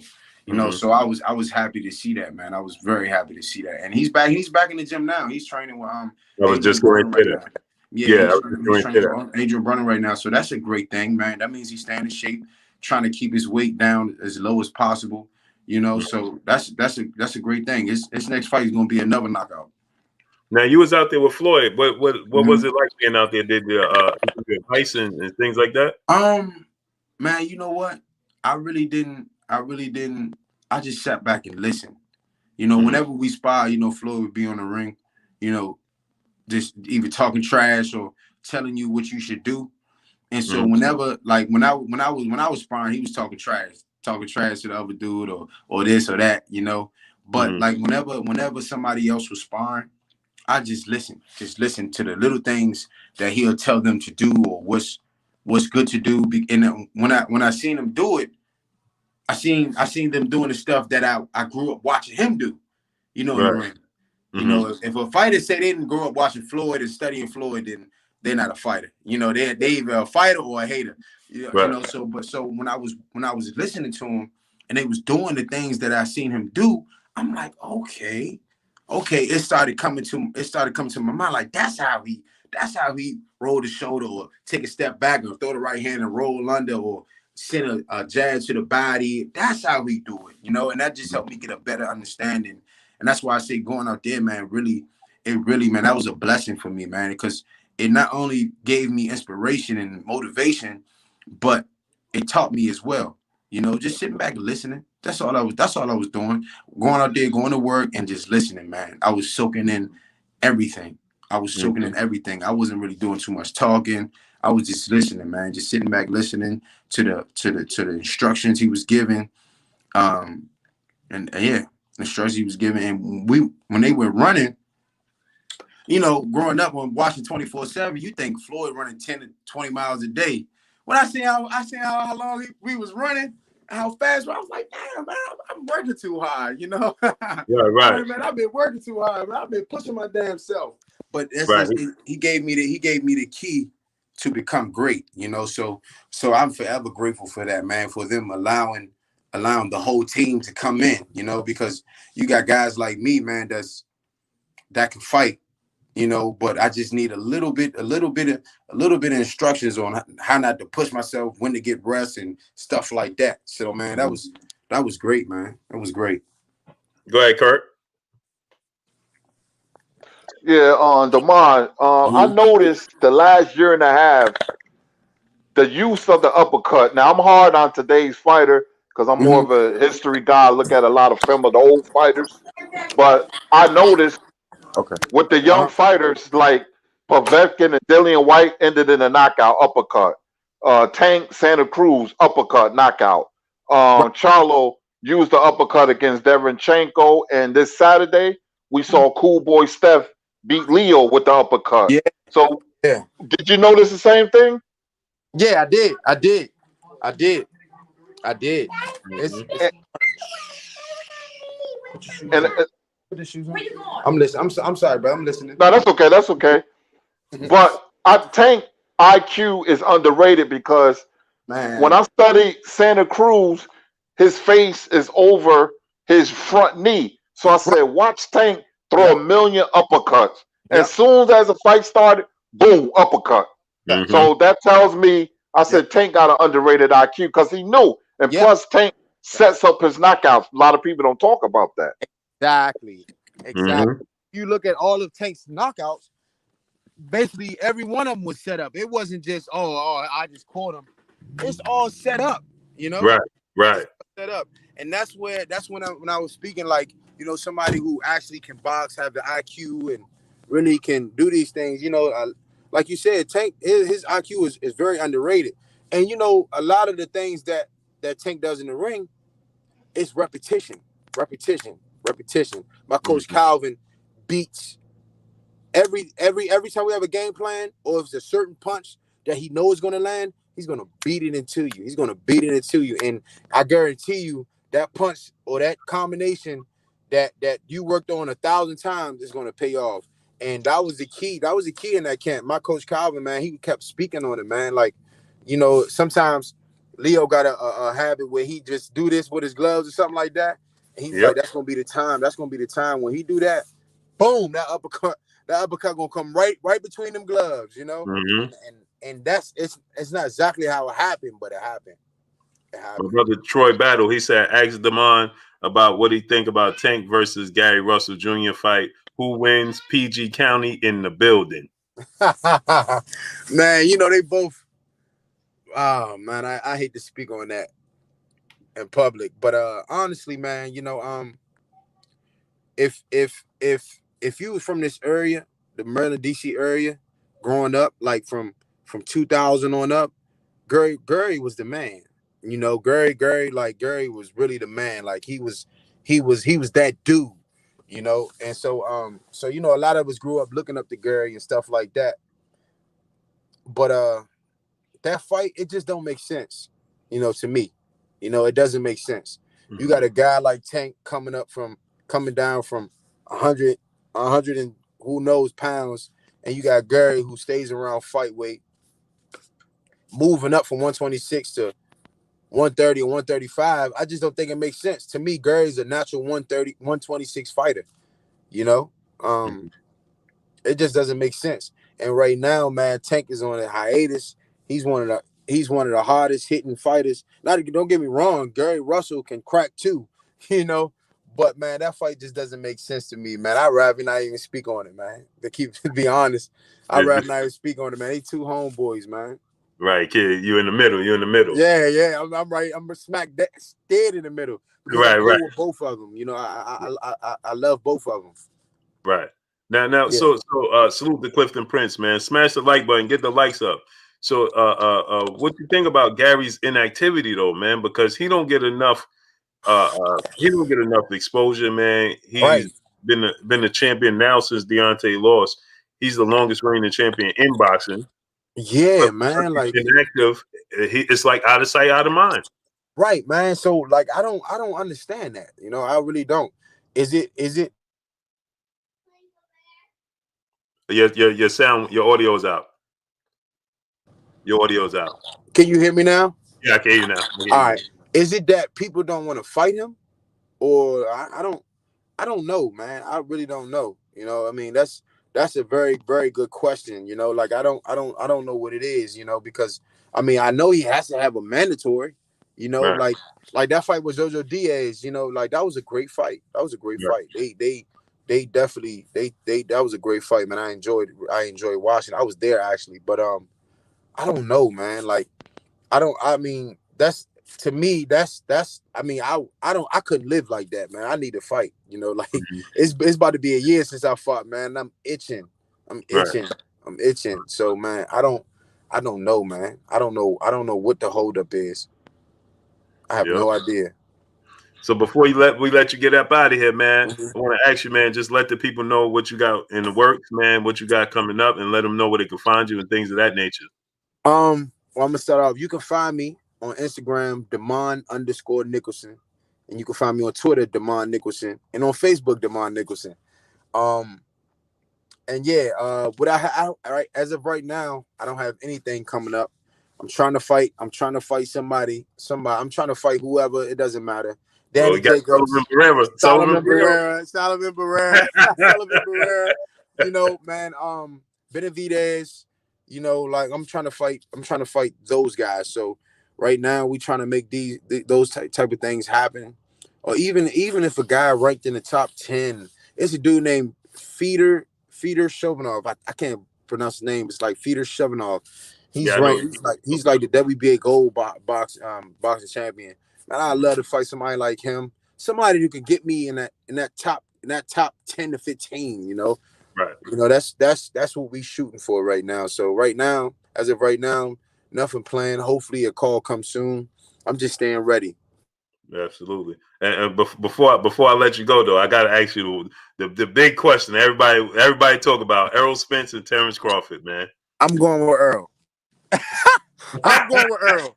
I'm going with Earl, man. Like, man, I've been watching Earl since I was what, 15 years old, 14 years old. And man, and face it, like in person, I've never seen Earl lose. Never seen him lose. In every fight, he always went out there and gave his all. You know, I've never seen Earl have a bad day. You know, even with the Sean Porter fight, that was probably to me his toughest fight. But he fought Sean Porter fight, and he said he was. So, you know, you can't really say that was tough. You know, he just didn't fight his fight. You know, man. But so, man, I have the utmost respect for Earl Spence, even for Terence Crawford for doing the job that he's doing in the boxing game. He's getting these guys out of there. But I just don't have him beating Earl Spence, man. Honestly, I don't have nobody beating Earl Spence right now. To be honest. From 147 to 154. Nah. Hey, Earl is Kurt, just a different animal, man. you got anything else to close them out, Kurt? Well, we're gonna let him go, man. But I can talk to Damon all day, man, and Most definitely, man. That's a fact. That's a fact. all day and night, man. Definitely. Have you up? Yeah, you know. Yeah. But it's been a pleasure, champ, man. I'm gonna be following you. We all gonna be supporting you, man. And good luck in your career. Man, I appreciate that very much. And I appreciate you both, man. Hopefully we talk soon. Man, Get that title. Soon as you get that fight announced, you got to come back. Oh yeah, most definitely, man. Hey, sure. Thank you for having me. For sure, champ. I appreciate you. All right, baby. Y'all have a blessed one. All right, you too. Peace. You too. Blessed up. Peace. Yeah, Kurt, man. I gotta talk to him all day, man. Yeah. He, you know, it's good when you have knowledgeable, you know, because not because they're great at boxing, don't mean that they love the sport. You could tell he loved the sport of boxing. Mm-hmm. You know what I mean? And so he gets in. He's passionate about it. He shares our passion. You know what I mean? That's what's great about the sport. William Old School out there. 1010, salute. My peoples, Royal Q Dash, the music, salute. Smash the like button. We should have, because we had a guest on, they just forget about the like button, Kurt. Smash the like button. We should have been at 1.1K already. We still in 900. Smash the like button. But yeah, Kurt, man, we got the Sean Porter news. I don't know if you saw it or heard it. Did you hear it? What Sean Porter said about Terence Crawford? Yeah, I heard it, man. It's very unfortunate because that's a terrific fight for Porter and Crawford, man. Especially for Crawford, he needs a Sean Porter, you know, on his resume, man. And we can assess Terence Crawford if he get Sean Porter out, that's a big statement. Or if he wins, it's a statement. Or if Porter wins, it'd be a big upset. But that fight should have been made or talked about. But unfortunately, it's not going to happen. Man, I meant to ask Damon about that Sean Porter Terence Crawford fight. What his thoughts was that on. Completely forgot. Salute to the brother, Carolina Ryder in the building, dropping that hundo. He dropped a hundo on us tonight, Kurt. He always support. Thank you for your support. That's a fact, man. Salute to Carolina Ryder, man. B-Ray Music, salute. Warrior Class the Third, salute. Yeah, Kurt, man. So I was saying this, as we were saying again, right? Mike Williams, salute. Is obviously people don't want to side and they don't want to say that this is Terence Crawford. This is on Terence Crawford. So Sean Porter is saying, Keyshawn Johnson, what's good with you, man? How you doing? Cerebral Shadowboxer, salute. Key 496, salute. Smash the like button. Let's get the likes up to 1.1K. Smash the like button. Get the likes to 1.1K. We need 100 likes. Smash the like button. Keyshawn Johnson, how you feeling, man? Yeah, Kurt. So, JT, what's good? Sylvester Solomon, 2011, what's good? So, yeah, Kurt. Obviously, people have a hard time saying, Era A, salute. Kenneth Howard, salute. John Walker, salute. They're gonna have a hard time saying Terence Crawford needs to, make the adjustment. You know what I mean? He needs to push the fight. So Sean Porter is like, listen, them offering me and standing on $1 million is their way of avoiding the fight. You know what I mean? He said that's his way of avoiding the fight. TZ Frank, salute. Oh man, Keyshawn Johnson, I appreciate you, man. He said I'll be at work trying to watch you give us this great content. Man, salute to you, man. Israel, salute. So yeah, Kurt, it's like, Sean Porter is saying this is the best way for them to avoid fighting me. And everybody is saying, well, it's up to Sean Porter to make the adjustment. Terence Crawford is the A side. That's the whole reason why he's dragging his feet with Errol Spence, because he's the A side. So if we can't say, you can't say, well, Errol Spence is holding up the fight. He don't want to fight Terence Crawford when he made him a 60-40 offer. But then we turn around and say, well, it's up to Sean Porter to make the adjustment when Terence Crawford is making him what we know.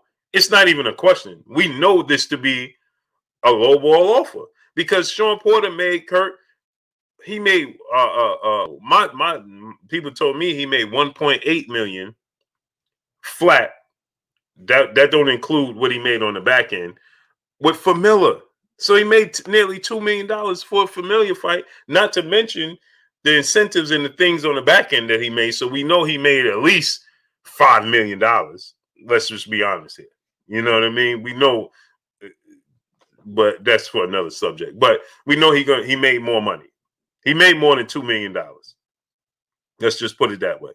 And so he said, Sean Porter said, listen, you get what you pay for.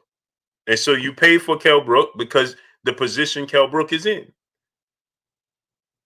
Right? Kell Brook is on his last lap. So that, yeah, he's going to accept $2 million. And you still gave him $2 million. You still gave Kell Brook $2 million. But I'm only worth $1 million? He said that's the quickest way not to make a fight. But yet everybody said, well, Sean Porter need to go to Al Heyman, come up with a package and give it to. Why do Sean Porter have to do that, Kurt? Isn't it Terence Crawford with the accomplishments? He's the A side. So why would it have to be Sean Porter? But what's your thoughts on it, Kurt? Well, the offer of $1 million is an insult to a guy like Sean Porter, who is a former champion and has a name out there, performs very well. He got more than that when he fought Familia. It's just that with Crawford and Bob Arum, that's his toughest opponent. if you ask me, and he's hindering Terence Crawford's legacy, by lowballing people, he should be fighting. And that's a perfect fight for Terence Crawford because, you could put your skill to the test against Porter, and you can, if you get him out of there, or if you did better against Porter, than Spence, then you can bring that to the bargaining table if you negotiate. So on many levels, Terence Crawford always seems to be in the loser's seat, man, and he's going to remain in the loser's seat as long as he stays on top rank. Time is running out. Time is valuable. October will be here in no time. So I don't know how things are going to turn out. I'll say he's going to leave, but you don't know with Terence Crawford. But with Sean Porter wants to fight. Now, business has to be right, and if business is not right, I'm not saying Terence Crawford is scared, but he just has a promoter that doesn't believe in him. And when you have a promoter that doesn't believe in you, then your growth is going to be stunted. Just take a look at Mayweather. Can you imagine Mayweather if he never would have left Top Rank? He would have been just like Tim Bradley and Terence Crawford. And we've seen what happened when he left. And we've seen what happened when other fighters left. Bob Arum is at a stage now where he's become very stingy. He doesn't have confidence in a lot of fighters.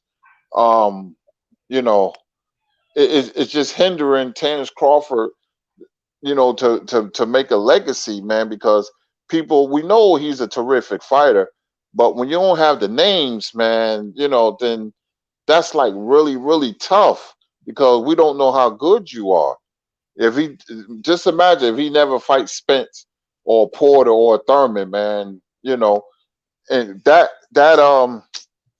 Amir Khan, when he overpaid him, to see things was bad before the Amir Khan fight, but when he overpaid Amir Khan, it went from bad to worse because he way overpaid Khan.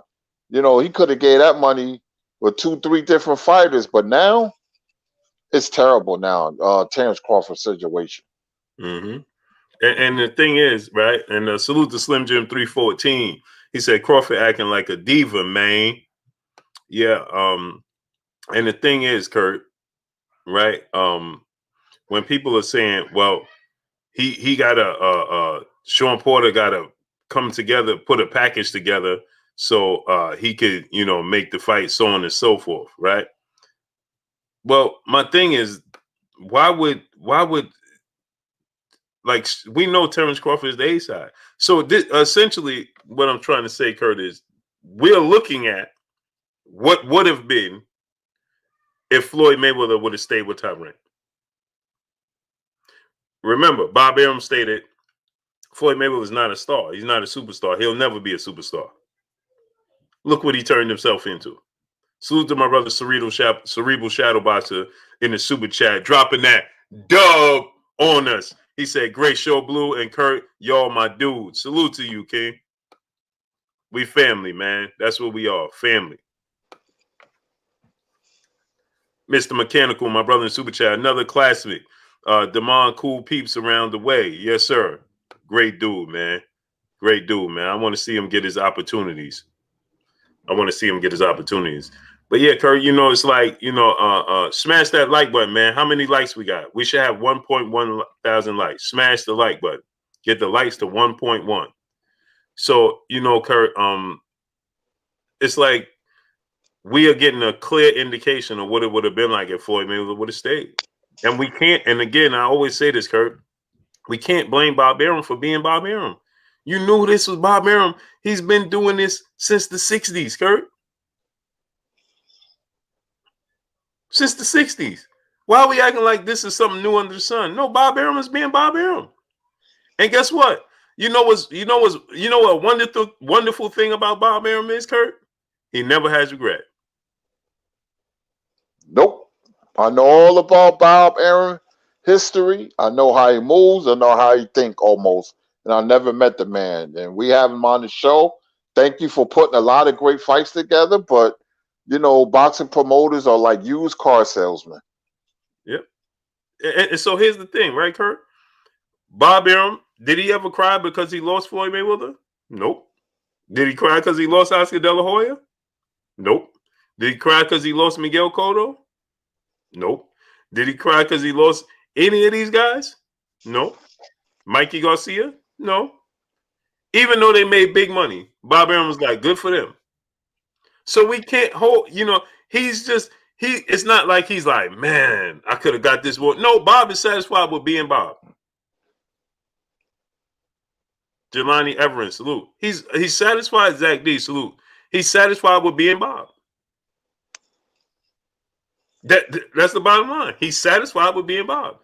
Floyd Mayweather left him and became a billionaire. He's like, okay, good for him. You see what I'm saying, Kurt? Bob is not like, man, I could have. Bob is like this. Listen, I see it one way. If you prove me wrong, you prove me wrong. Good for you. And don't forget about those bribes for the sanctioning bodies, the IBF, and that's not alleged. That's fact. And when the FBI came in, he had to testify in the witness stand. So don't forget about that either. Yeah. And once again, Kurt, is he apologetic for getting caught and all that? Nope. No. It's just like, well, you know, things happen. You know what I'm saying? And that's what I'm saying, Kurt. So how can we blame him for being him? Bob been around gangsters and all that. Bob is an old school kind of guy. He's about his business and the almighty dollar, you know, and he's not going to be apologetic. He's going to stand on his square. He's cut from that old school kind of way. So I understand him perfectly. My father used to talk about him when I was a kid and stuff. Don King, you know, and Bob Arum and a lot of other promoters, you know, they the same, you know, and, you know, they're going to try to get over if they can. You know, he took that company from Muhammad Ali, and he was once Muhammad Ali's secretary, fetching his coffee, and all of a sudden he owns Top Rank, you know, so that's the way Bob moved. Right. PGH Big Dog, salute. Southern T Boston, salute. Dury Jones, salute. Eddie Morris, salute. Yo, Daddy, yo, salute. My brother. Bogard Stylers 11 Hundo, salute in the super chat, dropping a dub on us. He said, great show, fellas. Top Rank Promotions thought you'd see a good fight. We tricked you. That's funny. And the thing is this, though, Kurt. Like my brother PGH Big Dog, he said Bob hasn't been good for the sport. You're wrong. You're wrong. And so Bob is Bob. So this is what I'm trying to tell y'all. Regardless, Bob has put on some good fights. Let's not act like he didn't put on good fights. He puts on good fights.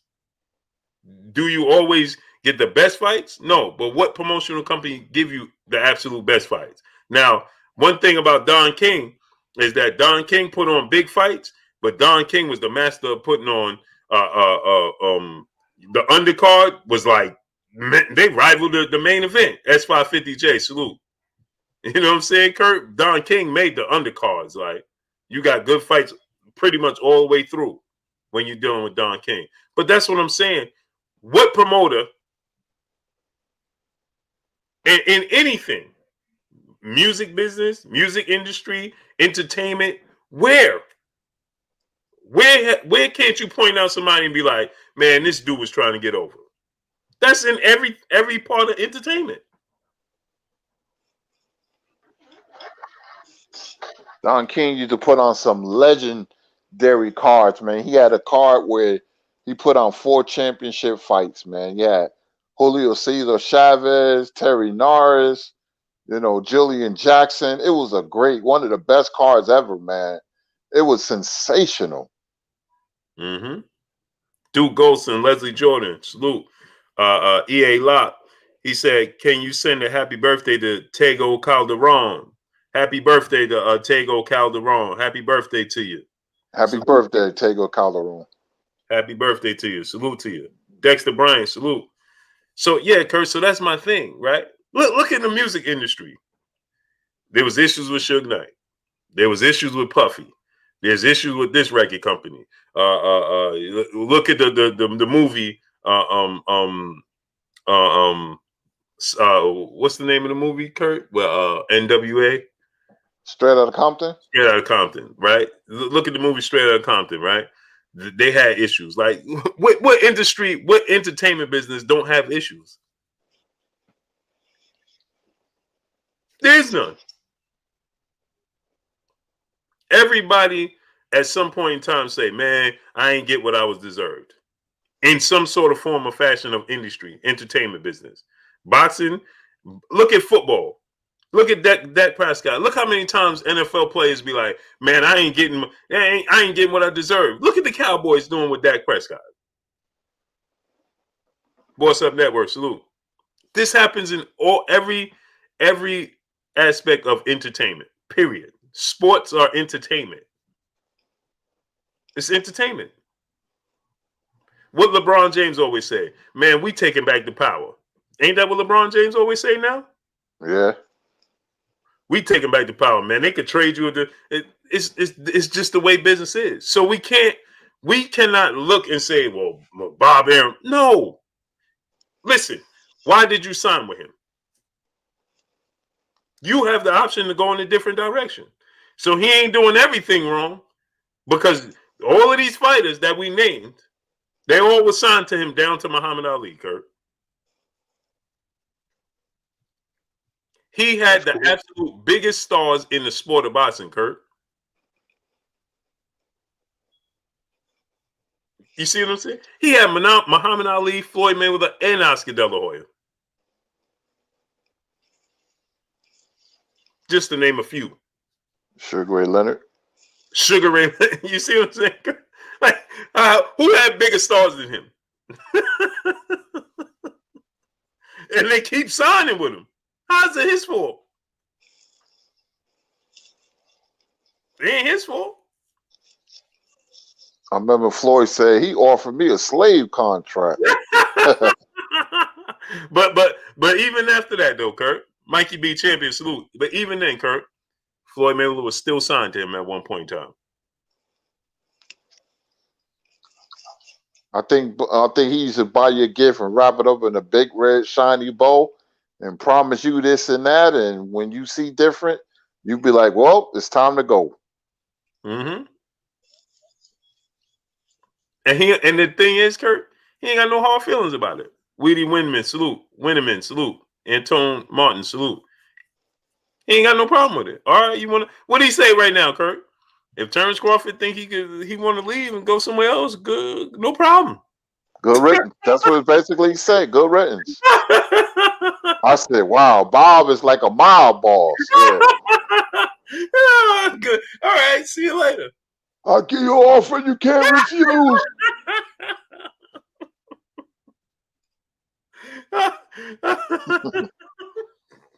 Bob was like, man, go ahead. Okay, see you later. Bob from New York. Bob is that old school, been around gangsters, the old Jewish gangsters, man. Bob he has that mentality. He's going to stand on his square. He's not going to budge. Right. But and ultimately, Kurt, he don't have any regret. He's just okay. He's never sour. Like, oh man, this dude left and made him $1 billion. No, he ain't. The Bob is like, look, I'll find another one. I was ready to say that. He was like, oh, I'll find somebody else. Yeah, I'll find somebody else. But the track record is proven, though, Kurt, because he continues to find them. Yeah, so it's business. It may not be. He don't care about integrity or professionalism. The boxing business can be worse than the drug business. So, and that's Bob Arum. Bob is not going to come off his square. No, I can find another Manny Pacquiao, another Mayweather. I can find somebody else. Somebody's out there that's going to make me some money. And, I'm going to make some, use them and abuse them and stuff. And I give them the big fights, but I'm going to get paid. Terence Crawford ain't getting me paid. I'm losing money. Kurt, he had Muhammad Ali, Sugar Ray Leonard, Floyd Mayweather, Oscar De La Hoya, Miguel Cotto, Manny Pacquiao. How much bigger can you get? Tommy Hearns, Marvin Hagler had all of them. How much bigger can you get, Kurt? But Kurt, if they want to leave, deuces. Now, initially, he may say, well, wait a minute, you get this. But after that, all right, deuces, man. Deuces. Yeah. Hey, he had them all. He had them all. Yeah. Eventually, all right, deuces. All right, deuces, man. See you later, man. All right. And that's why I said we can't say this is Terence Crawford. Bob has been this way since the 60s. How we acting like it's Bob? And Bob is saying, he didn't say, what did he just say to Keith Thurman? Keith Thurman, if you could find another promoter to lose money, good. I'll buy. He said, if you could find another promoter that'll lose money for you and Terence Crawford to fight, please be my guest and I'll buy tickets. I promise you I'll buy tickets to be ringside. Yeah, that's gangster talk.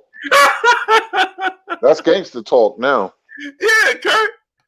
You understand what I'm trying to tell you? Go ahead and get about the nest then. Prime Minister, my brother in Super Chase said Bob operates just like he used them and lose them.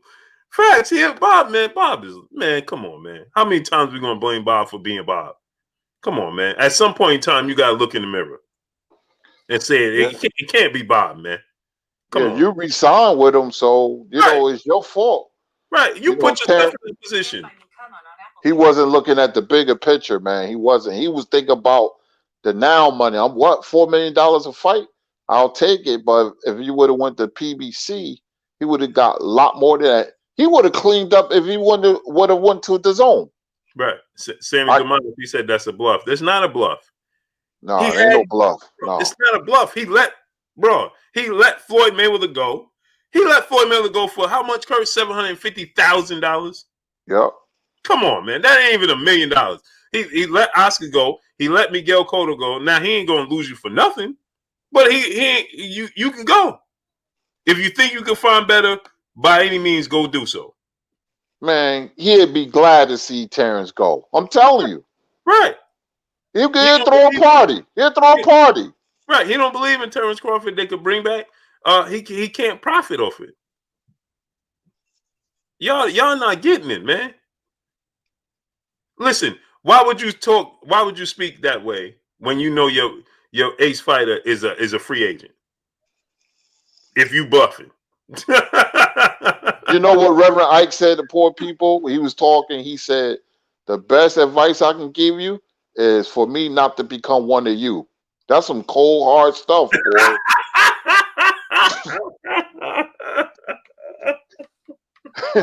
That's Bob Arum. That's him in a nutshell. Bob, you know. Right.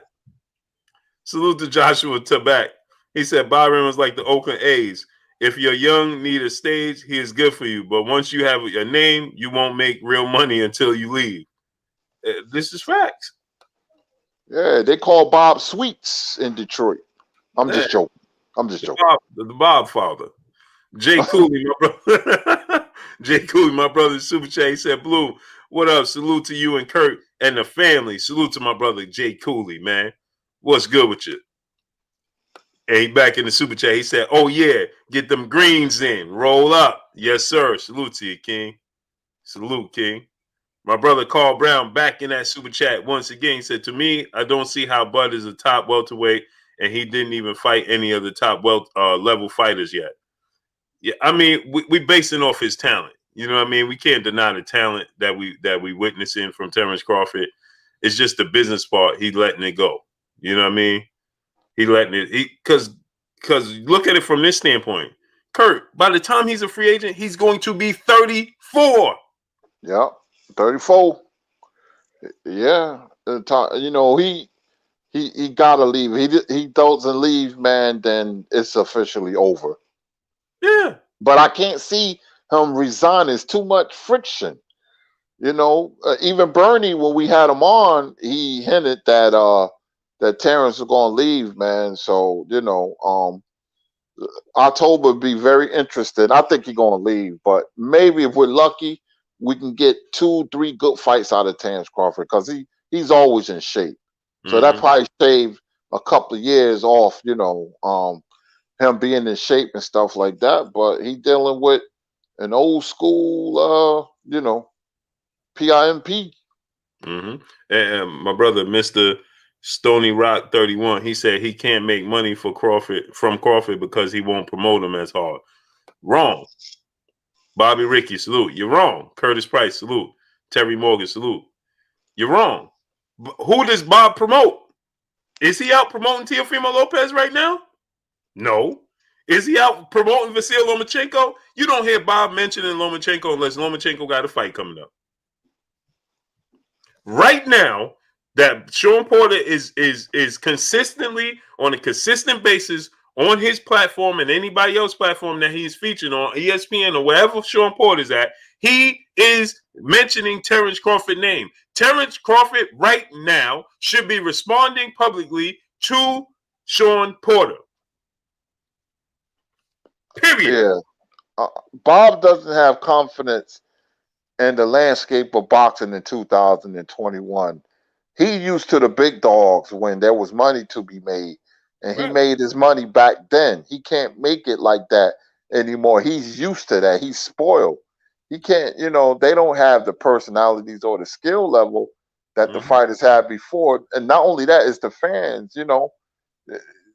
Bob knows that. He's not going to admit it to us, but I know he'd be in his bedroom. He'd be like, man, the game ain't like how it used to be. It ain't the same. It ain't the same.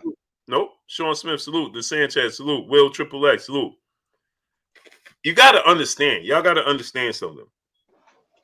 Bob Arum didn't want to see y'all. See, this is what happens when you're trying to when we trying to defend Terence Crawford's actions, right? You're doing so blindly and not paying attention, okay? Because Bob Arum, he just didn't want to pay Teofimo Lopez for the Lomachenko fight. That had nothing to do with Terence Crawford. Y'all forgot Teofimo Lopez just was getting ready. He was ready to pull out the fight because Bob Arum said there ain't no money. And then Bob was like, well, if Lomachenko want to be generous, remember he said that, Kurt? If Lomachenko want to be generous and give him a portion of his purse, then we'll do it that way.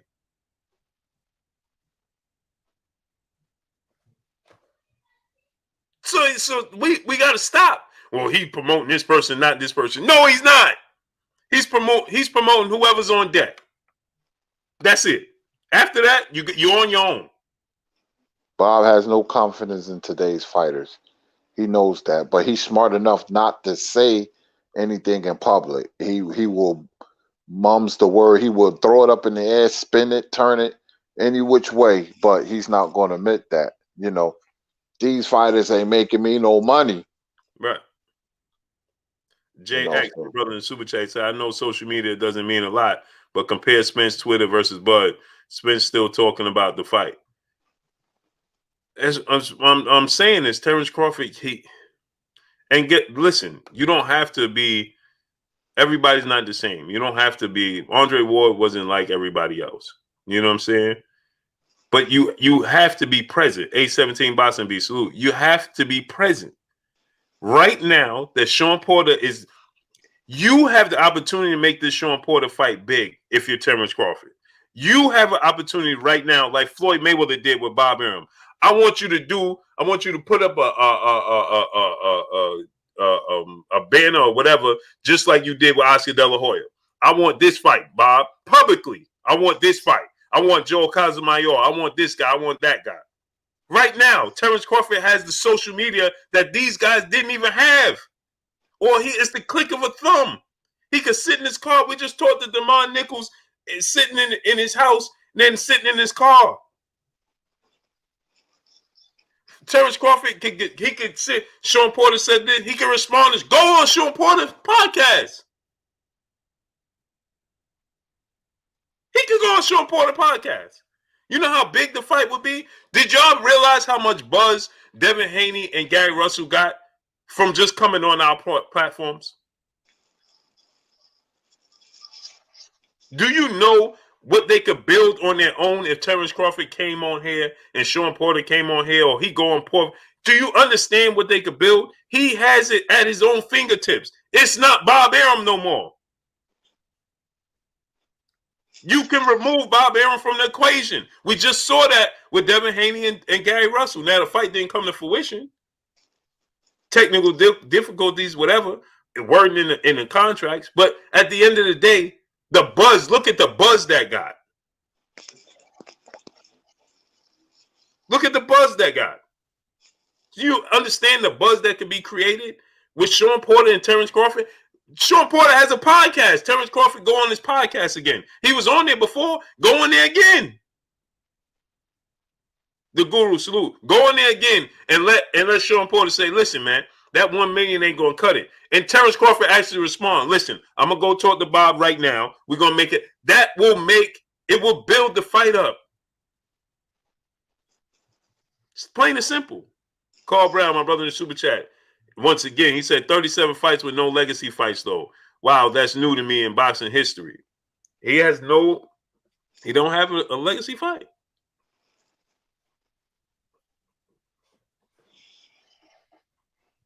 Robbie Sanders, salute. You understand, Antenna, salute. Roger Mudd, salute. Kurt, you see what I'm saying? See, y'all not realizing. Y'all still saying the promoters, like I see my brother saying the promoters is not good for boxing, so on and such. You can remove the promoters now, people. It's just like the music industry, Kurt. All these dudes using these different ways to put their music out there and get exposure to their music. They are in control of their own careers now. Independent. Because you have social media. The click of a thumb. Imagine if Floyd Mayweather and Muhammad Ali had this type of access to the people, Kurt. Man, forget it. Forget it. Forget it, man. Forget it. Imagine that. If Floyd Mayweather, in the height of his career. See, Floyd Mayweather caught it on the tail end. But imagine at the height of Floyd Mayweather's career, Muhammad Ali, Sugar Ray Leonard, the height of their career. They was already to the people. Mm-hmm. Man, you know what Muhammad Ali would have been doing with Joe Frazier if he had this access to the people? Oh, forget it, man. Forget it. Muhammad Ali, there wouldn't have been not one fight he wouldn't have made. There wouldn't have been one fight. Paul Carrick, my brother in Super Chat. He said, peace, Blue, and the LDBC family. Salute to you, Paul Carrick. Where you been at, bro? I ain't see you in a couple of days. Tyrone Glassman, salute. DC Dude, salute. Why is Sean Porter relevant with all his losses? Because he ain't never get blown out. Supreme Beast Basato, salute. He ain't never get blown out in no fight. No fight. Even when he get dropped, he ain't even hurt. No fight. That's why. He's the epitome of showing you that losses don't matter. You can overcome it. Just like Manny Pacquiao. See, people, how soon we forget. Manny Pacquiao was knocked out twice in his career. Then he was grossly outboxed by Eric Morales from pretty much every round. Like Floyd, it was similar to when Floyd Mayweather beat Canelo Alvarez. That's the way Eric Morales beat Manny Pacquiao. And he was knocked out twice before that. Look who he is today. That's why. And Sean Porter, you know why Sean Porter gets that respect? Because Sean Porter fights everybody. Everybody. Sean Porter fights everybody. Spiritual bias, salute. Everybody. Manny Pacquiao was brutally knocked out by Juan Manuel Marquez and still fought in the biggest fight in the history of the sport of boxing. That's why. That's why. That's why. He was knocked out cold by Juan Manuel Marquez and still fought in the biggest fight in the history of the sport of boxing against Floyd Mayweather. Still, what was it? Still years later, right, Kurt? Yeah, years later. Still years later. That's why. Coach Show Dry Erase Board. Salute. That's why. Smash the like button, though, man. How many likes we got, man? How many likes we got, man? We should have at least 1.1 thousand likes, man. How many likes we got? Smash that like button. We got to get up out of here now. It's 7:30, Kurt, already. Oh, I didn't even know it was that late. Oh, man. You know, I didn't even know. I didn't even look at the clock, so. It's 7:30, Kurt. Pablo Escobar, salute. Black Cat Joker, salute. Yeah, that's what I'm saying. Like George Evans, salute. We gotta. That's why Sean Porter is willing to fight everybody. If you see, that's the problem with the sport of boxing, right? We want everybody to fight everybody, but when they have losses, you want to dismiss them. No, Sean Porter, he fights everybody. But see, what Sean Porter did was he fight everybody, and he's still in close fights. Shoot, we need more Sean Porters, man. Porter is a gift to boxing, man. Guy fights anybody. You know, he always gives it his all. You know, we need more Sean Porters, man. His work ethic. He gave Errol Spence a tough fight, one of the best fighters in the world. Gave him a really tough fight, man. Beat Danny Garcia, man. Sean Porter, man, is an elite fighter, man. Right, and who saw it coming? Who saw that fight the way it happened when Nerdy Cats crashed? Salute. Who saw the fight playing out with Sean Porter, Errol Spence that way? It was. I was one of the slim feet, a slim group of people.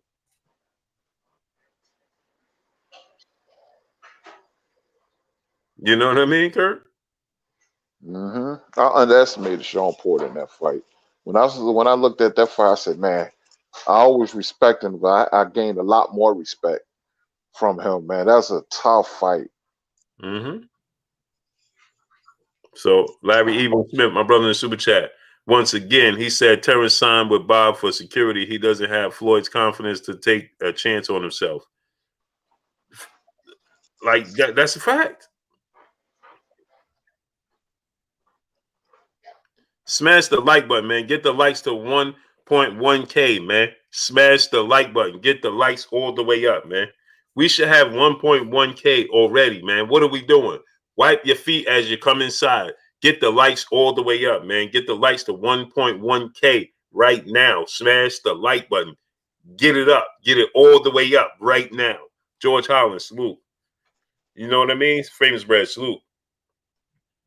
So, you know, Kurt, man. But Kurt, I'm gonna get you your last thoughts on one more thing before we get out of here. Just a little bit of touch of